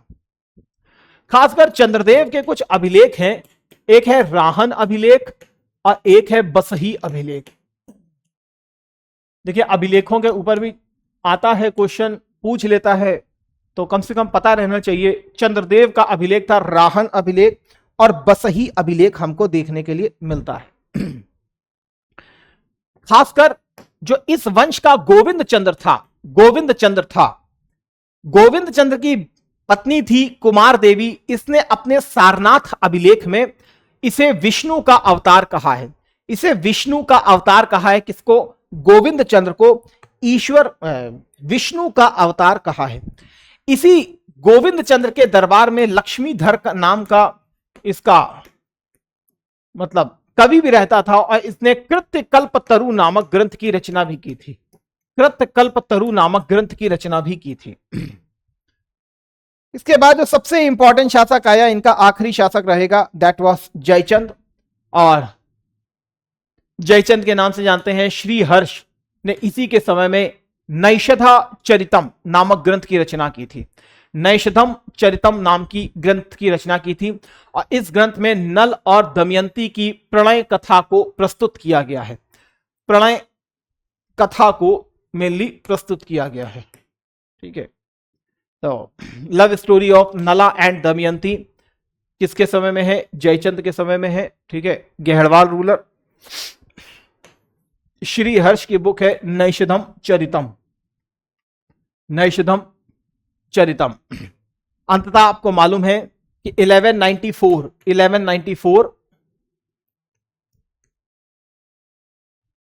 बैटल ऑफ चंदावर होगी और इस बैटल ऑफ चंदावर के द्वारा आपके जो जयचंद है उसको प्रॉपर डिफीट कर दिया जाएगा मोहम्मद गोरी की सेना के द्वारा और अंततः उत्तर भारत पर तुर्कों का रूल हमको देखने के लिए मिल जाएगा।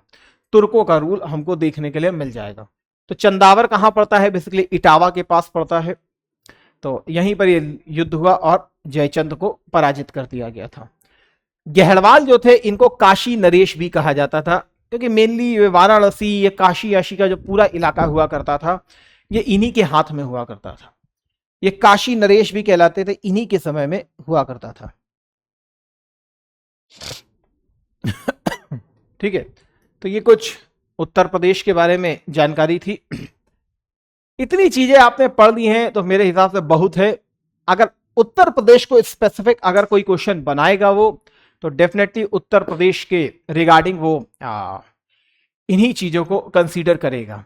बाकी प्री के हिसाब से आपको बहुत ज्यादा लोड लेने की जरूरत नहीं है, यहां से आपकी चीजें निकल आएंगी। एक बार रिवीजन जरूर कर लीजिएगा, revision that is very important. तो ठीक है डियर ऑल, आज के सेशन को फिर हम लोग यहीं रखते हैं।